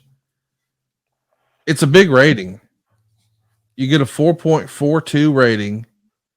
It's the second best quarter hour head-to-head period. There's a 4.5 where the Giant is going to join Hogan's NWO and Chris Jericho is going to do his thing with Malenko. But it's a big show, man. And you've got just tons of momentum. And I wonder, we often hear people say number one doesn't talk about number two. So when you were nipping at the heels of WWE, you're going out and giving finishes and you're playing hard and you're trying to win. And I get that. But a lot of times did you feel like you weren't winning here? I'm just curious why the challenge for Vince? Why acknowledge the competition at all?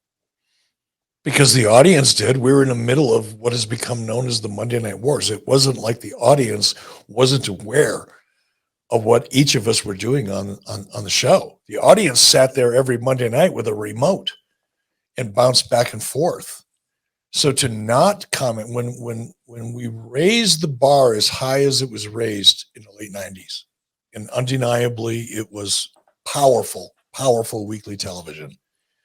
When you raise the bar to that level where there's 7, 8, 9, 10 million people watching both shows at the same time, how do you not respond? It was a little bit different than when, WCW, which very few people across the country really even knew existed, to be fair. And those who did know it existed had a very negative view of it because WCW for many years sucked, and the audience had made up their mind a long time ago they weren't interested in WCW. So not only were we not very well known, the audience that did know us had a negative impact or negative impression of us. So for me to come out and start throwing hardballs and, going after the batter's head and things like that by giving away finishes. Notice how I use that baseball reference because I'm going to be in Springfield, Missouri, or Springfield, Illinois, not too long, hooking up with my buddy Jeff Jarrett. That's right, going to do it. When I was doing that back then, it was like, I got nothing to lose. I'm the little guy picking on the big guy. Most people want to see that, understand it. Now, fast forward, we're into May of 1998. Tyson's showing up. They're switching to the formula that I've been using to beat their ass for 83 weeks. They're now going after my segment of the audience, the 18 to 49. They're abandoning the teen and preteen audience that was really the construct of their business model for years. And now they're coming after my audience. Holy crap, I got to step it up. So for me to not react, I think would have been weird. Chicken shit. Yeah, it would have been chicken shit. Well, after they tried to invade your show, and after they had Waltman come out and do a promo saying you suck, pal, and all this stuff, now they're going to show up at your WCW headquarters in Smyrna, Georgia.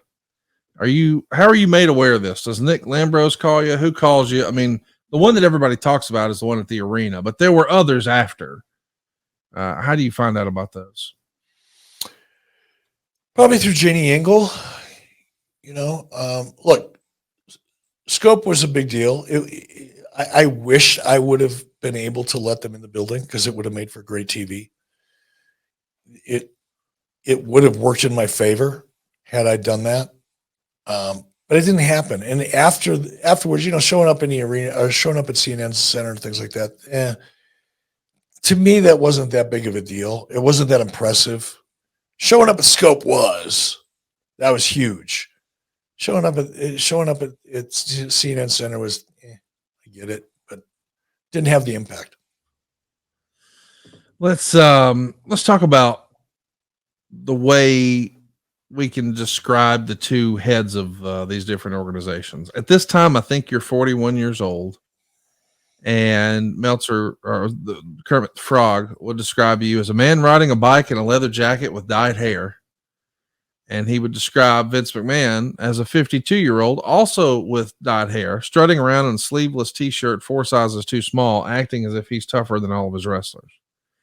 And he's going to basically be critical and say that you guys are making yourselves television stars here, that in some cases exceed guys on the roster, and certainly you're both doing a good job.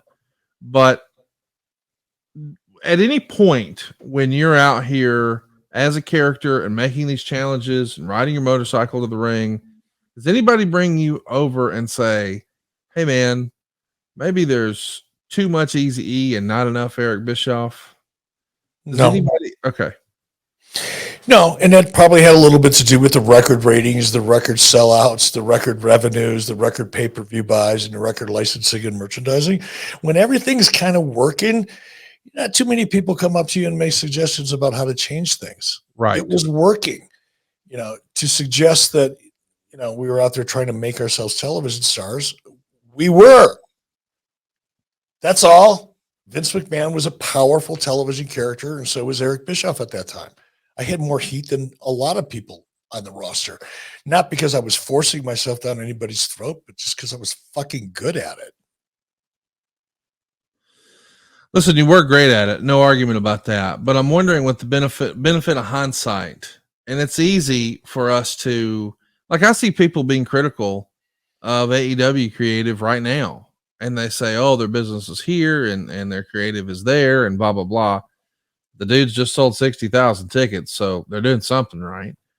So I get that. But I am curious because we've always heard this adage in wrestling, you don't want your booker to also be one of the boys. He can't make himself champion. A lot of people point to Dusty Rhodes and say that was a challenge for him with Crockett to not take care of his own character. Was that a challenge for you in this era, do you think? Or could you not see the forest for the trees? Or if you had to do everything? I just did, look, was it unusual? Yes. Historically, when your booker is putting himself or herself, I guess, if we want to look into the future on television, it can be an issue. It can be a problem. It can be a problem morale-wise with talent, which is obvious. It can be a challenge if you've got someone who's putting themselves out there because they think they're really good, but they're really not. That can be a real problem. But in my case, I don't think it was. I think I was one of the reasons we were as successful as we were in 98. Not the reason. Don't get me wrong. If you're listening to this out there somewhere, I'm not putting myself at the head of the table, but I'm putting myself as a leg of the table. My story, the story of my character, I should say. Yes. Turning his back on WCW and facilitating the takeover of the NWO and aligning with them was a fucking great story, and I was a pretty decent character to execute it. And the ratings, the revenue, the ticket sales, the licensing, the merchandising, the pay-per-view buy rates, everything else that you could measure, every metric available to a human being suggested that I was right. Mm-hmm. Now, could somebody with the benefit of hindsight say, yeah, but if you wouldn't have done that, maybe this would have happened or maybe that would happen? Sure, you can live in that fantasy world all you want. You can entertain yourself with that kind of thinking, and there's nothing wrong with it because it's kind of fun to sit back and fantasy book and wonder, what would have happened if Bischoff would have just never done that? That's not a bad way to spend a little bit of idle time if you're really into this stuff.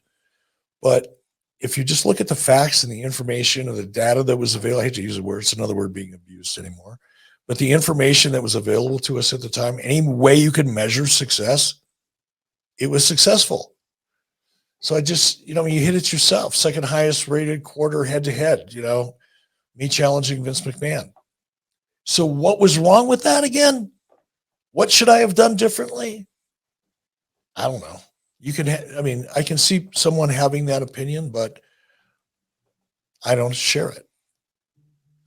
Let's remind everybody that in this era, it's very much do as I say, not as I do. I mean, JR is taking shots on commentary at WCW saying, oh, this isn't a seniors tour whenever we see the WCW headquarters. He says that one segment after a Terry Funk match. He's 53 at the time. So come on. It's one of those things you got to read through. The go home for this pay-per-view is a little confusing, Eric. I want to run through it a little bit. The highlights of the show are Brett's getting a ton of heel heat. The flock has now kicked Van Hammer out of the flock, and they're going to bring Saturn back in, which I guess makes last week a total waste of time. The Giant's going to show up and join the NWO again for the second time. Hogan's going to pin Savage with help from Brett again, but this time Piper shows up and reverses the decision, but not the title. And he says he'll be the referee for Brett versus Randy. But we still haven't announced, what is the pay-per-view? Is it the tag titles for the outsiders? Is it Brett and Randy? Maybe that's not important, but we got a lot of moving parts on this show. Was it easy for creative to get away from you here because you're creating so much content week in, week out? I think creative started getting away from us, certainly as a result of Thunder. It's why I'm so adamant. It's why I was so about AEW doing the third show. Can they do it? Yes. Is it going to result in more money to the bottom line? Obviously, yes. Is it going to have an adverse impact on your business going forward? Not talking about the money. The bottom line is the bottom line. But it's going to be a major challenge that's going to dilute creative and human resources. It just is. And the long-term effect of that is something that I lived through and something that we're probably seeing here and we're talking about here. Because as you dilute your human resources, that small handful of people that we relied upon to deliver the creative that got us to the point where we were here in 1998. And now you're spreading, you're basically cutting them in half. You're diluting them by 2. And it has an impact. And I think that's part of what you saw here. It certainly affected me, certainly affected Kevin Sullivan, and everybody else that was on the creative team. You're doing twice as much work in the same amount of time. And everybody was already working really hard. So yeah, Thunder definitely had it. And everybody, Brad Siegel told me it would, but I did it anyway. Yes. Short answer. Yes. Let's talk about Scott Hall here on this Nitro. This same episode, this is May 4th. The decision is made, even though he's at the building, let's not put him on TV yet. Let's not put him on the program yet. At the Go Home edition of Thunder, the entire show is built around Hall and Nash taking on the Public Enemy, but then it's Dusty Rhodes in street clothes out there instead of Scott Hall. What was the thinking in not putting Scott Hall on TV if we're going to put him on the pay-per-view that same weekend? I don't know that there was any thinking behind it. It may have been reacting. Scott may not have been ready. Okay. It may not have been a creative decision. It may have been a practical decision. Well, that makes sense. Sting and Randy Savage is the main event. They only go a couple of minutes before Nash comes in and attacks Sting, and then Giant makes the save. So we're still trying to get towards the pay-per-view here. And then Kermit wrote this: perhaps the most important news coming out of Bischoff's personal secretary is Janie Engel, a longtime WCW office employee, quit this past week to take a job with the WWF, joining Lynn Brent, who worked in PR, who just made a similar career move. Actually, Engel is the third front office employee over the past weeks to quit, apparently at least partially because people are dropping from the internal pressure. Engel is believed by some to have made the switch because of her longtime connection to the Funk family, and she has extensive knowledge of how Bischoff and WCW operates, both the positive and the negative, but also extensive knowledge of how contracts of WCW wrestlers. And at this point, it still appears that barring major changes in WCW, and the heart of the promotion as a group will be heading north in late 99. So the implication here is this is a major coup for the WWF because she has inside knowledge. What do you remember about Janie putting in her notice here? This one hurt. This was the only, and I could be wrong. Okay. I absolutely could be wrong about what I'm going to say. But my impression was that this was as much personal as anything. I mean, Janie was a part of our family. My kids, when they were little, called her Auntie Janie because she spent so much time with our kids. And there was a lot of internal pressure. That was a correct observation for sure. But when Janie, and it was hard on Janie, she had tears in her eyes when she told me. And I did too. I mean, that one really, really hurt. And I don't know that it was so much about Janie's relationship with the Funk brothers. I'm not sure I even get that one. But Janie did have a relationship with Jim Ross. And it was Jim Ross, in my opinion, that was the one that was behind it. And I don't blame him. Janie was amazing. She would have been a huge asset. As far as what she knew, like she was like the secret vault that had a lot of information that you couldn't otherwise get. That's not true. There was nothing about WCW contracts that was a secret to anybody. Like they were probably posted online by that point. There was no hidden dirt, or there were no bodies buried anywhere that Janie knew about that could possibly benefit. I mean, there were bodies buried and things that she could have said and secrets that she could have revealed that would have hurt people personally, of course. But in terms of having any kind of strategic or tactical advantage, the only one was that it kind of kicked me in the balls and stomped me in the chest. That one hurt. And I fought hard to get her to keep her. And I did. Good for her, by the way. She fought hard. Talk about that, about how you kept her.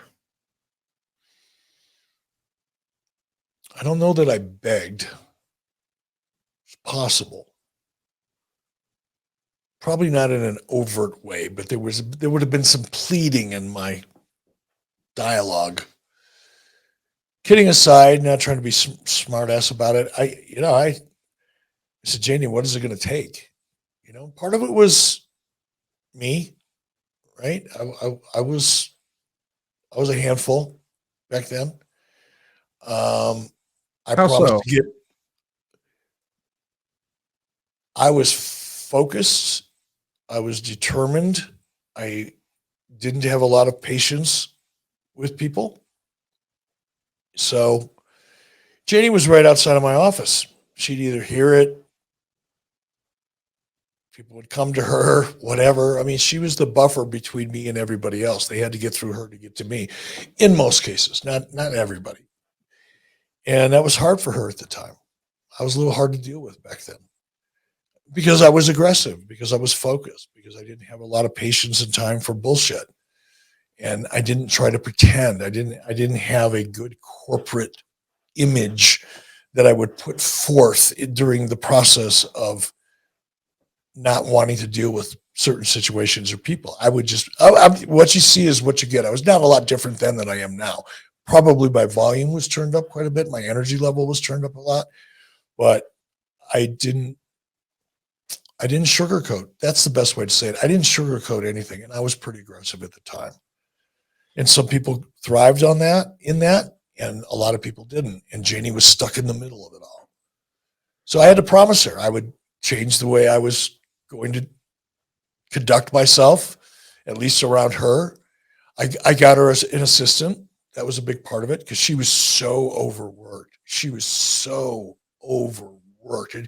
And she allowed herself to. She could have and probably should have thrown a flag earlier on, but we just kept dumping more and more. Oh, Janie, hey Janie, would you do that? Hey Janie, would you? Because Janie was so good. She could do anything. She could handle any situation. But people like that often get taken advantage of, and I didn't try to take advantage of her. I loved her, still do. I wouldn't have tried to take advantage of her, but I would have ended up taking advantage of her without even taking advantage of her, without even realizing I was doing it. And that's kind of what happened. Took it for granted. I did. And I acknowledged that. And I paid her a lot more money. That was part of it too.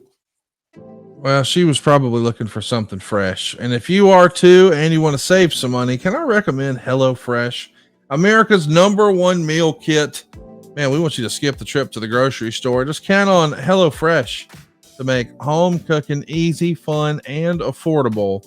What I like best about HelloFresh is they make it easy to A, get out of your rut, B, eat better, C, bring your family together, and maybe my favorite, make cooking easy. I gotta admit, I'm pretty handy on the grill. I know my way around that. But man, the inside, all that other stuff, man, I buy too much or I buy too little and I forgot something. And man, what if you just didn't have to worry about it? What if all the ingredients showed up, everything you needed right there? No more last minute trips to the grocery store. And even better, it's pre-portioned. Not too much, not too little, just enough. This checks all the boxes for me. I'm such a big fan of HelloFresh. Now you can take your pick from over 40 different weekly recipes. As a matter of fact, they've got everything else you need, like snacks and breakfasts and lunches and desserts and just pantry accessories. Over 100 different add-on items. But this is for everybody. My favorite, though, are the quick and easy meals. It makes feeding the family a cinch. Seriously, we're talking 15 minutes or less. And this May, they're actually celebrating Asian American and Pacific Islander Heritage Month. So you can try all kinds of new stuff that I couldn't even pronounce, but I'll tell you, it was damn delicious. And no matter what your diet is, they've got something for you. Whether it's fit and wholesome or veggie or, I mean, seriously, whatever it is, they've got it for you.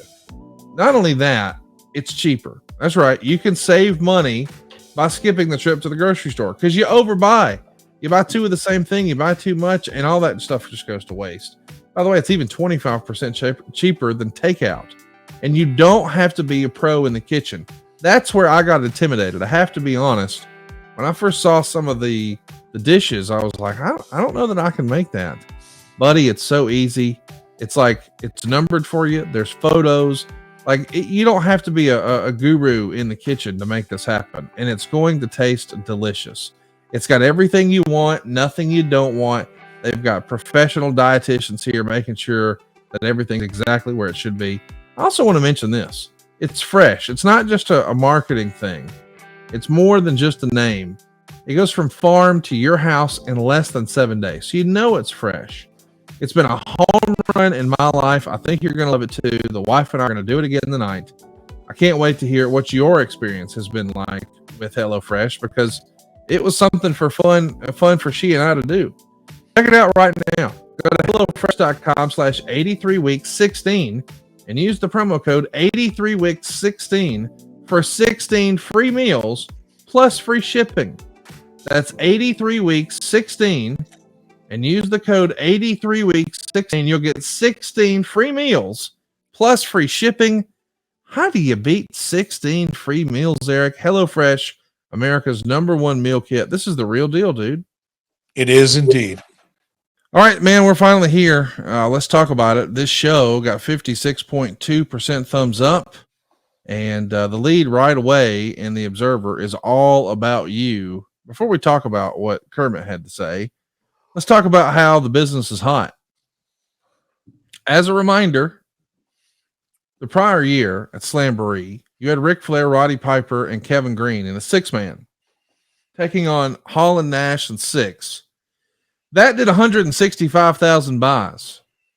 This, after all the Thunders have been preempted, after Nitro's been moved around, after we've got some hurt folks on the sidelines and one half of the main event with Scott Hall, not even on TV, 250,000 buys. So we're way, way up. And yet somehow, story's all about you. Kermit would write, is there a method to Eric Bischoff's madness, or is it just madness? That was the question at the end of the strangest weeks of wrestling on television, with Bischoff constantly taunting Vince McMahon. McMahon never addressed the situation personally on television on 5/11, although it was mentioned in the commentary during the show. By midweek, McMahon had responded on the WWF website. His lawyer, Jerry McDivitt, wrote a threatening letter to Bischoff. The WWF also complained to the cable companies about WCW. This is such a bitch move. They're so bitches. Man would have.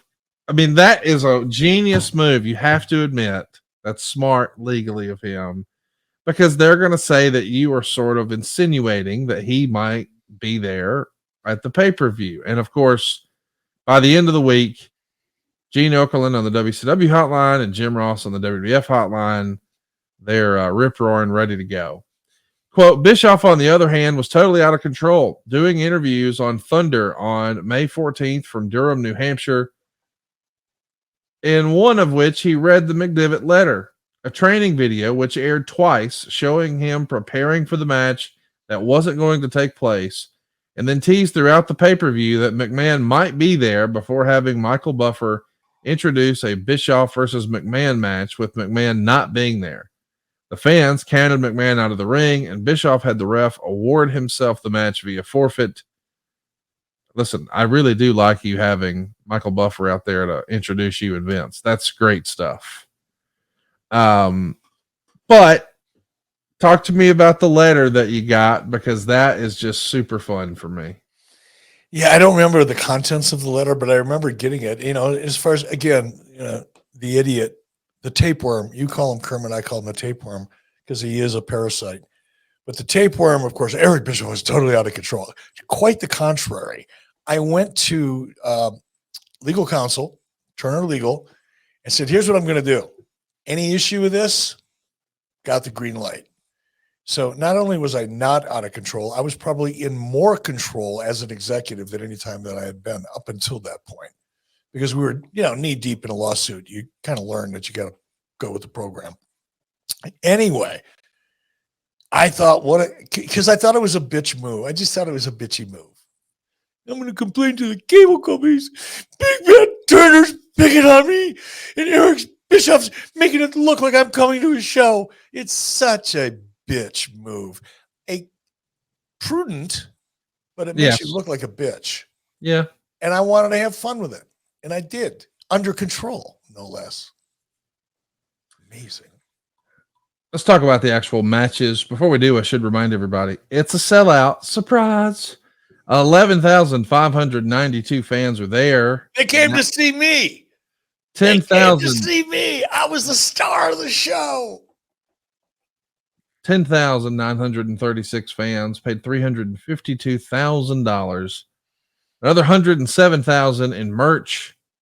Just a record every day in a row.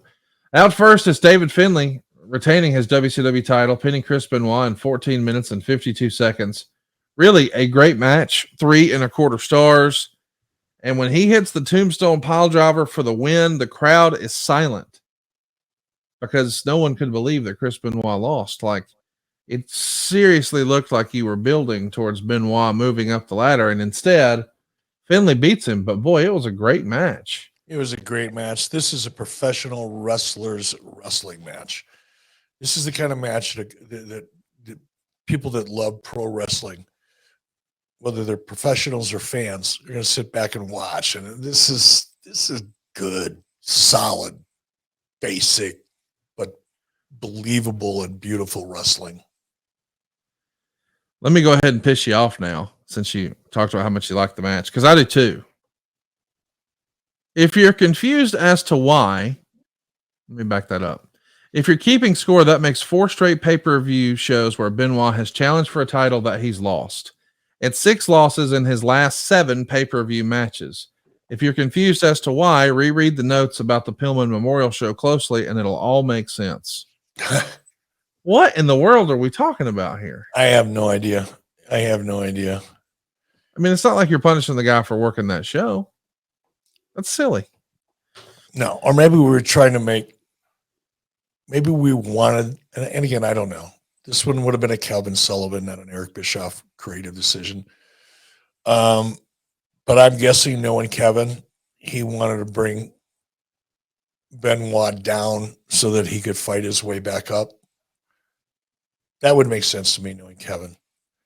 But this was a great match. Nonetheless, it was a great match. It also got Finley over. But it was, I don't know. I think it was kind of classic.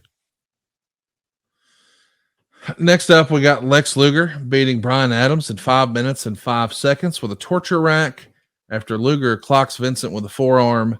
It could have been worse. Half a star. Brian Adams was really getting a lot of TV time in his run here up to this point. Why do you think it never really worked with him as a member of WCW, like in the NWO? I know he had some success with Chronic, but this just feels like a miss. Yeah, he never did really find his rhythm, did he? No. Or nor did we with him. God, it's another one of those. I mean, for me, timing. But that's kind of a catch-all, because that answers a lot of questions, really. Because you look at him, he had all the tools. What tool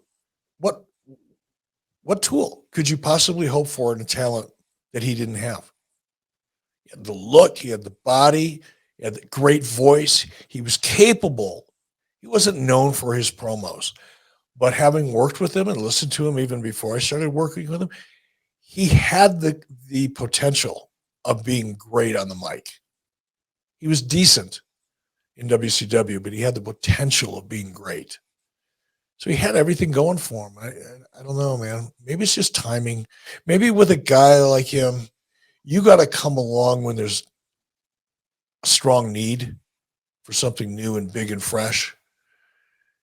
I don't want to say desperate, but a real need, in order to get the focus and attention that it takes to get a guy like Brian, who had every single tool. It just had to be polished up.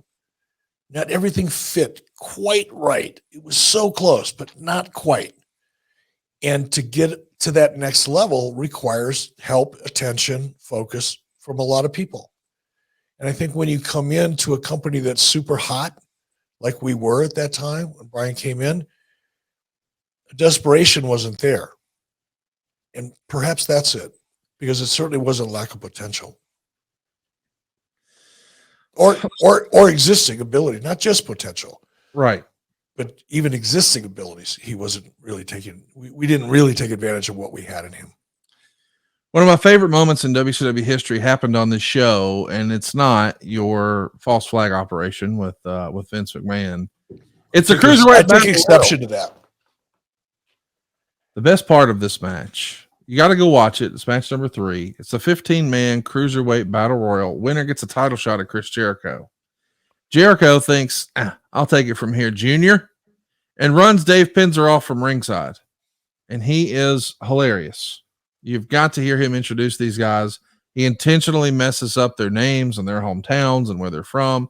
He even describes Chavo Guerrero Jr. as being from El Paso, Mexico. And he said, if you need a hubcap, Psychosis will procure one for you. Oh, and God. He says Damien painted his face because he couldn't afford a mask. And he called El Dandy the winner of the Lou Ferrigno lookalike contest. And he called Juventud Guerrero the ugliest wrestler alive. And he said he'd never heard of Johnny Swinger, so that means he has absolutely no chance of winning. There's lots of crazy moves, as you might imagine, because it's the Cruiserweight Battle Royal. But what do you know? Cyclope wins. Nobody ever imagined Cyclope would win, and that means he gets a title shot against Chris Jericho. And then Cyclope unmasks to one of the biggest surprise pops in WCW history. This ain't Cyclope. It's Dean Malenko. What a great moment in Dean Malenko and Chris Jericho's career. What a classic moment for WCW. And they immediately have a match. Malenko gets the win, 7 minutes and 2 seconds, 3.25 stars, according to Kermit.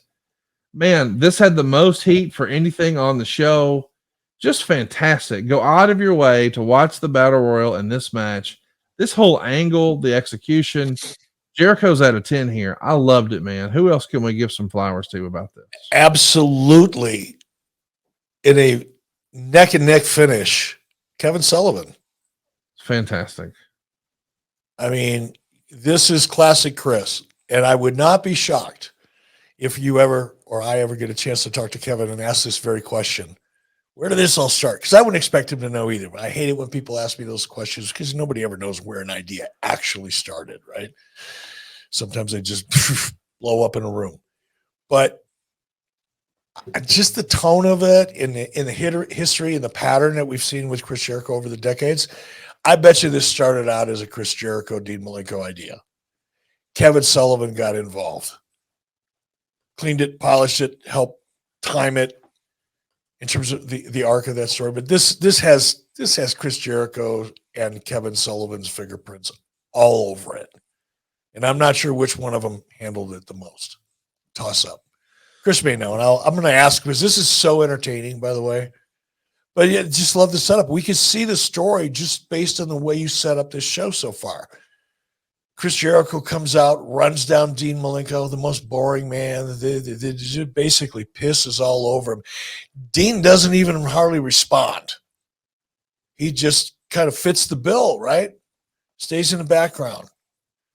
And now does one of the most outrageous, unexpected, non-boring things that anybody could probably do in the Cruiserweight division, and Dean did it.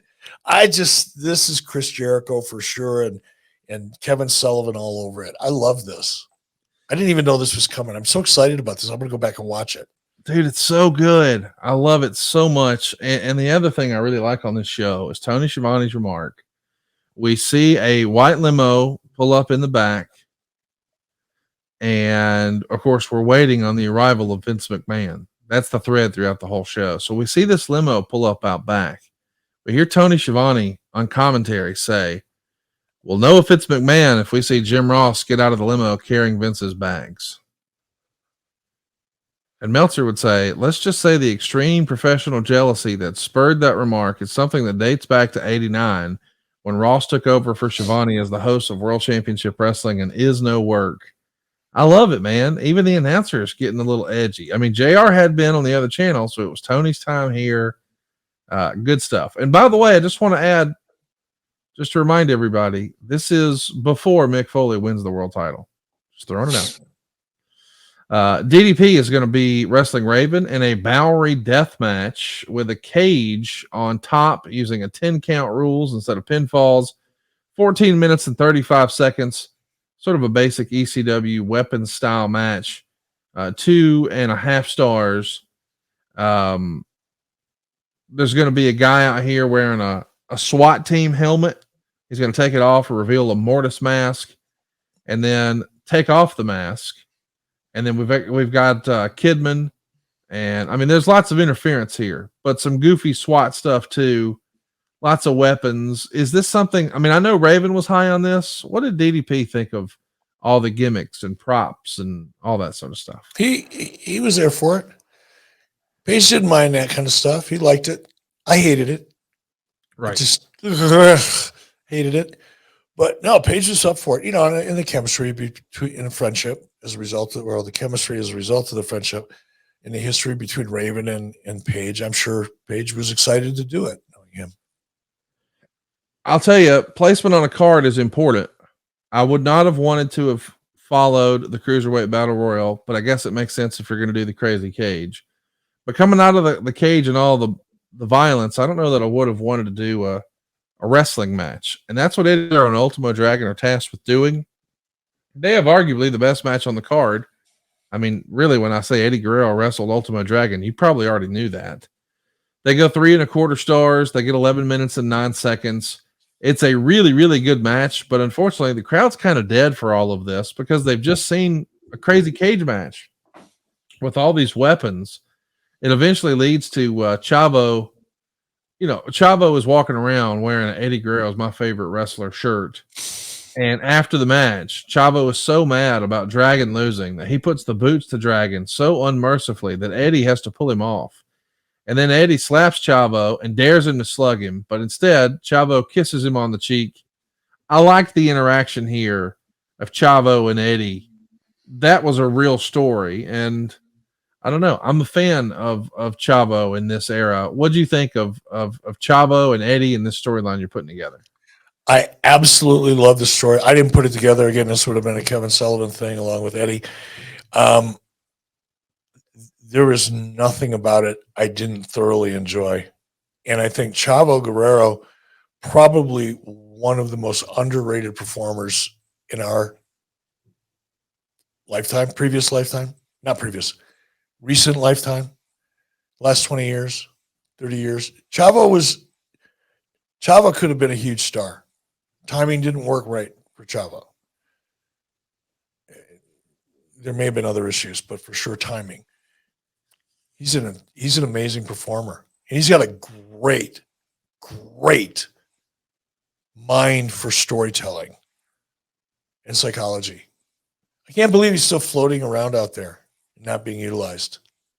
Somebody is going to tap into the I won't say brilliance, that's overstating things, but somebody's going to tap into an amazing resource in Chavo Guerrero and realize that they hit a gold mine. He's so good, and he's got such his experience, what he's grown up learning, what he's learned vicariously through others, what he's learned himself, and the depth of his understanding of really good wrestling psychology and storytelling.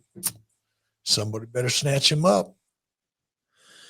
Well, you talked about his knowledge and a gold mine. If you're looking to make a gold mine and you need some knowledge, you need some insight, you need some experience, you need Impera. Tell them about it, Eric. One of my favorite tools in my toolbox. You're looking and listening to a guy who's never been really good at organization. It's been my Achilles heel. Is organization. Do I have a great vision? I like to think I do.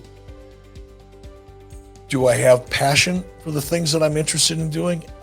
Yeah, anybody that knows me and has worked with me knows that's the case. I got a lot of things going for me. The one thing I don't have going for me is my natural organizational abilities. And I don't have an assistant. I don't have a secretary. I don't have anybody answering my phone. I don't have anybody making sure I stay on top of my stuff. So I need a tool because I don't have a person. Impera is that tool. It's a tool that allows me to go to my dashboard and take a look at every aspect of my business, whether it's 83 weeks and my schedule, the revenue generated through ad sales, the number of downloads, the increase, decrease of those downloads over a given period of time, all the things that kind of matter when you have a podcast. All of these are called pillars on my dashboard, and I can measure them. I can watch them. I can track them. I can make adjustments along the way. I can figure out if some of my social media promotions are more effective than others. I can do a lot of stuff with Impera, so can you. And it's cheaper than 2 of these a month. It's not the best part. The best part is an actual human being. By the way, a wrestling fan. That's how this all came to pass. They're Australia, but they've got offices around the United States now. But it all starts with a phone call, and a real live human being is on the other end and walks you through the process, helps you set up your dashboard customized to your business and your needs. So you can, if you're unorganized like me, or maybe you're organized, but you just need a little help, this is a tool to do it. And you can track your business. You can have a great business plan, but if you don't know how to work that plan, not so much. Impera allows you to work your plan and plan your work. Sign up now and receive free onboarding. Your first 14 days for free and 24/7 support. Get ahead of the game and save 20% on your subscription by using the code WrestleBiz at checkout. Launch your business plan faster and with less effort than ever before. Visit Empira.com/Eric today to start your journey to success. That's EMPIRAA.com/Eric. Empira.com/Eric. Next up, we've got Bill Goldberg retaining the U.S. title. He's going to beat Perry Saturn in 7 minutes and 1 second. This is a last-minute thrown-together match. Originally, it was supposed to be Saturn versus Glacier, but Kurt Henning's knee is injured, so he's out. That means Goldberg has no opponent. And really, at this point, people have given up on Glacier. So we'll just put Saturn together against Goldberg. And I guess the story is Raven is going to say, hey, if my guy wins, I get you next, or I get the title shot, whatever it may be. Doesn't matter. Saturn is going to do a move, leaping off a chair. Goldberg catches him in midair with a stiff tackle and the jackhammer. The pop, according to Kermit, is still strong, but less than it has been anywhere for a few months. 3/4 of a star. And up next is your segment, which we've covered in the archives, all about challenging Vince McMahon to a fight. Go check it out. Don't we have footage? Can't we steal some footage from somebody? Because my work, especially my workout footage, dude, I'm really disappointed that we can't show my workout footage. Because that was one of the last times I got into the ring and actually moved around and throw some punches and kicks. I at 83 weeks over on Twitter. We'll have it live for your enjoyment today on a Monday. Go check it out. I got the rest of the afternoon to enjoy myself. Yeah, there you go. We'll post your challenge. We'll post the training. All of that will be live right now at 83 weeks. Let's talk about Bret Hart and Randy Savage. Roddy Piper's the special guest referee. They go 16 minutes and 38 seconds. 2.5 stars, according to Kermit. Randy gets the win by DQ. The entire story is about Bret Hart working on offense, going after Savage's bad knee. And Meltzer would say, Hart did a great job of carrying a guy who was very limited because of his knee to an above-average match. Elizabeth returned for absolutely no reason. Hart hit Savage with a low blow, pulled out a foreign object, and hit Piper with it, although Piper at the time was distracted by Liz. Savage got the object from Bret, but Hogan did a run-in and tripped Savage's good leg and then smashed his bad one against the ring post. Bret puts on the sharpshooter. Piper turns around and sees the object in Savage's hand. And while Savage was tapping out, Piper disqualified Savage for what was believed to be hitting him with the object. 2.5 stars. It's a little all over the place. Man, if you got Hogan here, couldn't you have put him wrestling? Like, as I understand it, you were paying Hogan whether he was wrestling or not, right? No, he was still being paid on a pay-per-view basis. So I think the only reason Hogan agreed just to show up and do a run-in is because he wanted to see if Vince McMahon was going to show up. No, I kid you not. Okay. Hulk Hogan was one of the first ones when I made that challenge. He pulled me aside and said, brother, no, in fact, I think I went to him before I did it. I may have run it by him just to see what his reaction would be, And he was serious, dude. You don't want to do that. This guy will show up, and he's different. He's a different cat, is what Hulk told me. And Hulk believed up until the last minute that Vince would show up.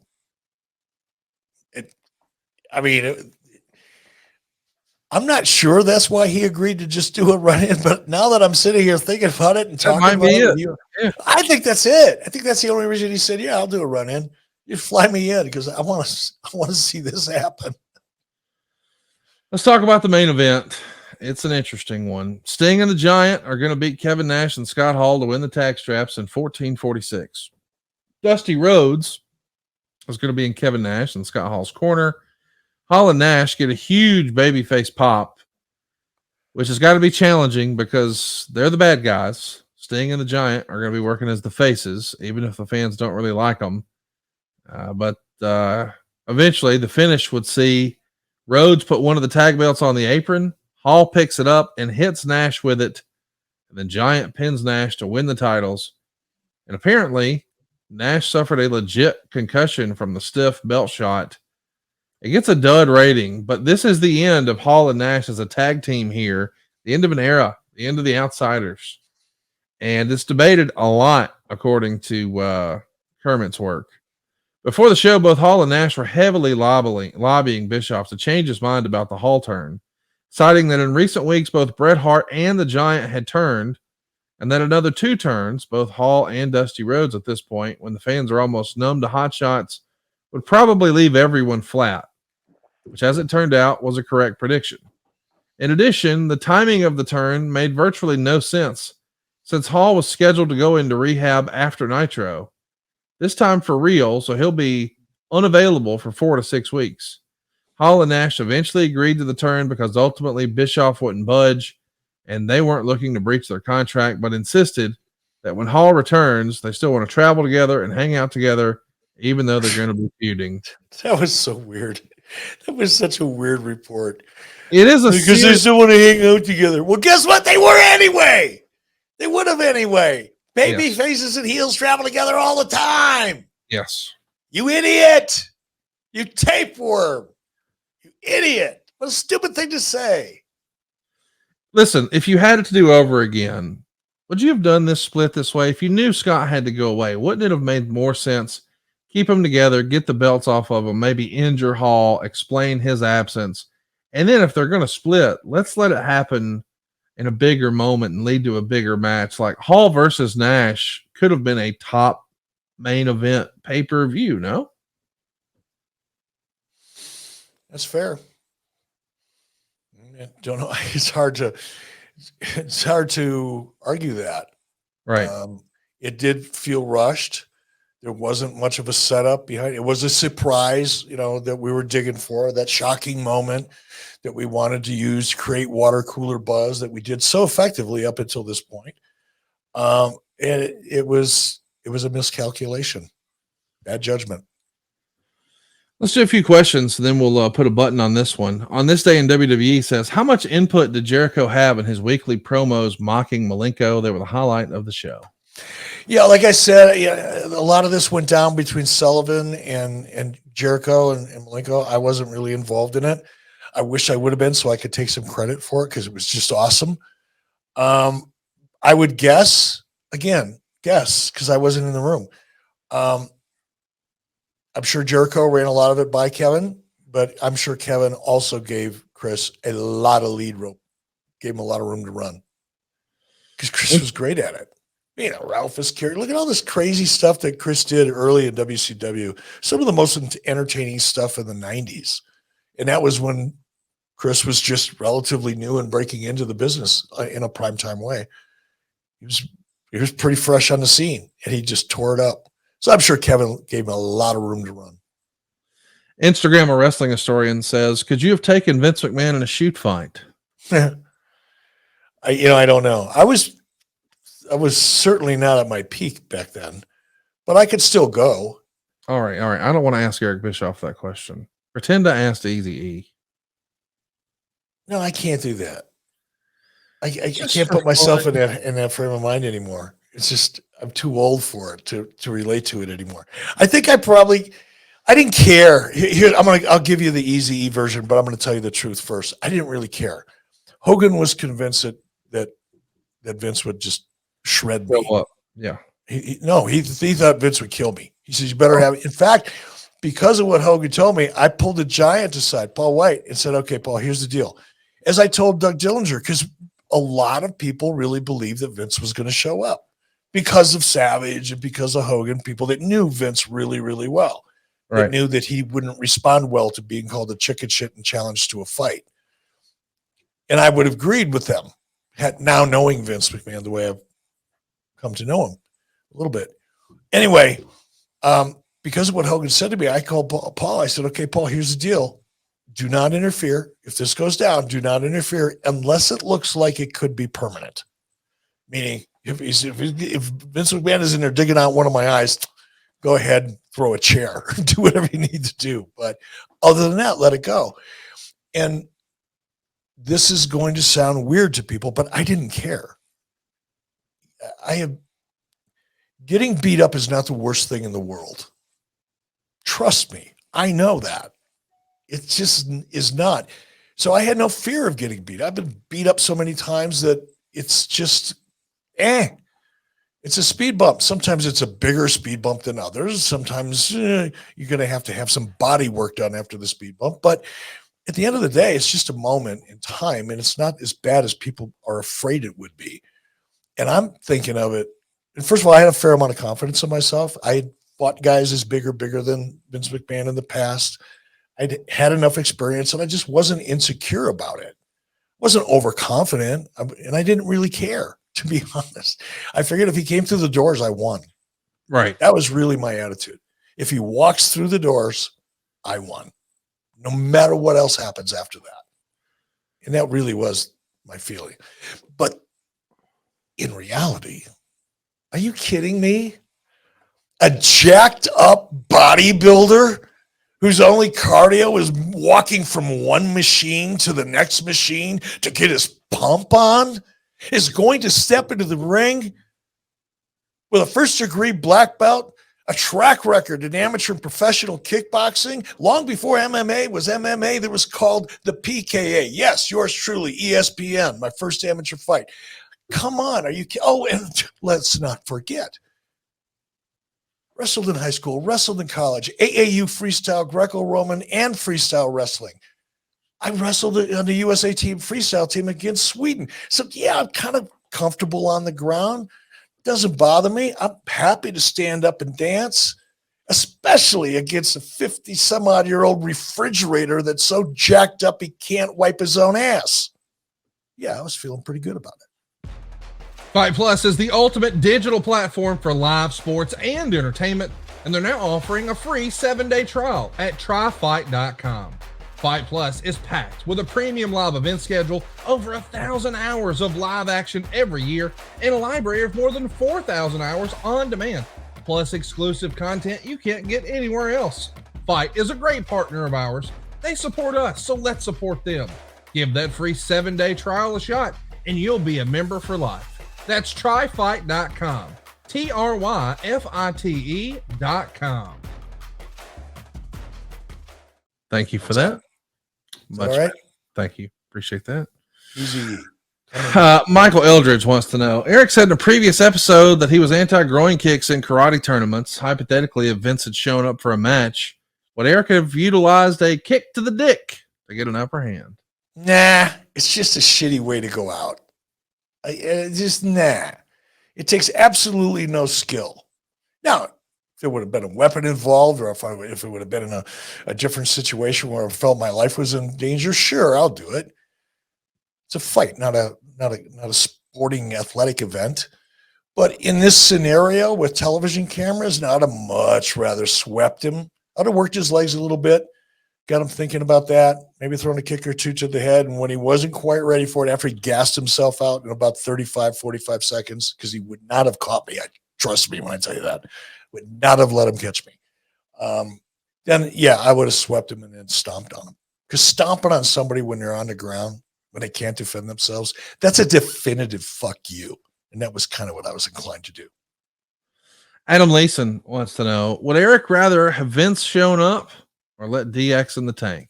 So if you had one wish come true, you can decide Vince is going to show up at Slamboree 98 and y'all are going to fight. Or when that tank starts rolling down the back at the Norfolk Scope, you just open that gate and let them on in. What would you pick? I'd have had to gone for the Scope. Yeah, because that could have led to storyline. Yes. Right. And knowing what I know now, Vince would have kicked my ass. I'm pretty sure. I didn't think that way then. And as I just had fun walking you through, I had a reason to think that way. But I think I'd have gone down. I think I would have run out of room to run. And on the ground, I think Vince would have mauled me. But where would that have gone? Or let's say it went the other way, and I would have been able to, do what I thought I could do at the time. Where would it go? It wouldn't go anywhere. Right. This, had they been able to get into the Scope, that would have been story. And it would have been better branding. Again, Eric and Vince, it would have been really interesting. It would have been amazing for me, and I would have loved it. But but it would have just come and gone. But man, now we're taking the war to a real level, and it would have been more interesting. Terrell Lewis wants to know, Eric, do you think the Wolfpack's water was cut off too soon? Arguably, it was, but there was so many other things going on at the same time. It's hard to connect them. Perhaps, yeah. I mean, look, it didn't evolve, it didn't mature, it didn't really have an arc. It came out, it kind of flatlined, it didn't really go anywhere. So obviously, yeah, it not only had the plug pulled too soon, it wasn't given the proper attention it deserved, which is why the plug was pulled too soon. Bryant wants to know, Hall and Nash always seemed better together. How did they feel about splitting up? That's not the question I want to ask. Were they opposed to working against each other? That's a great question from Bryant. I don't think they would have been opposed to it, but much like Hogan, and I've talked to you about this before, and even, Sting, although Sting, reacted differently, a lot of guys at that level, if you can tell them where it's going and there is a sufficient build that gets them excited, they'd have been in a second. But I think if we would have come to them and said, hey, I got this idea, you're going to do this, and then Kevin's going to do that, and Scott's going to do this, and we're going to have a pay-per-view. No. If there was not enough meat on the bone, delectable meat, rare and delectable meat on the bone, neither one of them would have bit. But if it would have been the right situation, the right story, in a second. Because they were both difficult to work with in their own way, as were most of the top guys, including Hulk Hogan and Ric Flair and you name it, Randy Savage. Everybody had a moment in their relationships with either myself or Vince McMahon or probably any number of other promoters where it was tough to deal with them because they were, in their own way, they were perfectionists and they were trying to protect their characters and they wanted to grow their careers and all of those things that went along with being in the professional wrestling business throughout the 70s and the 80s and the 90s. But she would have given them a good story, the right build-up, something that would be fun to do and interesting to do as a character. They wouldn't have hesitated. Let's talk about Malenko. Hazard F5 says the pop Malenko got easily ranks in the top 5 pops in WCW history. Should more have been done with this story with Jericho and Malenko? Maybe revisit it a few months later for the U.S. title. Could have been. It's hard. Should have. That's a little strong. Could have, absolutely, because the magic was there, the chemistry was there, and the chemistry was there, which is why there was magic. The chemistry and the relationship and the respect between Dean Malenko and Chris Jericho. There weren't a lot of guys, in the locker room that had the kind of mutual respect and relationship that Chris and Dean did, as well as Eddie. He's part of that. Chris Benoit. So should it have been? Maybe, perhaps not. Could it have been? Absolutely. One last one. We got a plug next week. We managed to avoid it. You said you didn't want to choose your words carefully because anytime you talked about your feud with Flair, Rick got upset. And we managed to avoid that today. We're going to undo all of that next week. Our topic is the 4 Horsemen. We're going to talk about the group, the brand, the legacy, and why you think they're overrated because they never drew a dime. Next week. For who? Oh. Whoa. Okay, I got it. I remember them. It was before Arn my Anderson's time. group. Yeah. Whose group? Arn Anderson. Oh, yeah. Next week, we'll be talking about it here on 83 Weeks. Love to have your interaction on social. It's at 83 Weeks on Twitter, Instagram, and Facebook. Please go check us out on YouTube. You're going to love it. It's 83 Weeks on YouTube.com. You can find all of your swag to support 83 Weeks at boxofgimmicks.com or 83weeksmerch.com. That's 83weeksmerch.com. And man, if your business targets men 25 to 54 years old No better place to advertise than right here on 83 Weeks. You hear some of the same ads over and over and over. Why is that? Well, because it really works. Find out how affordable it is right now at advertisewitheric.com. Eric, while we were recording today, it's become public knowledge. I found out just moments before we clicked record and shared the news with you that we lost a valuable friend and team member over at adfreeshows.com today as we're recording. Mr. Josh Odom, who's been sort of the Wizard of Oz behind the curtain of ad-free shows. Almost everything you've seen produced from ad-free shows, with the exception of the long-form video, man, that was all Josh. And if you've been to a Top Guy weekend and seen, our AV and all that stuff, man, Josh did all of that and was just a miracle worker at StarCast in Nashville. And I mean, here's a guy just in his mid-30s and he's no longer with us now. My goodness, just devastating news that neither you nor I could have ever anticipated or expected. And, well, I don't really have the words in moments like these. My word factory sort of shuts down, and just want to say thoughts and prayers to his wife and children he leaves behind. A great man gone way, way too soon. Yeah. I just did a show 2 days ago with Josh. It's just hard. It's hard to accept, hard to understand.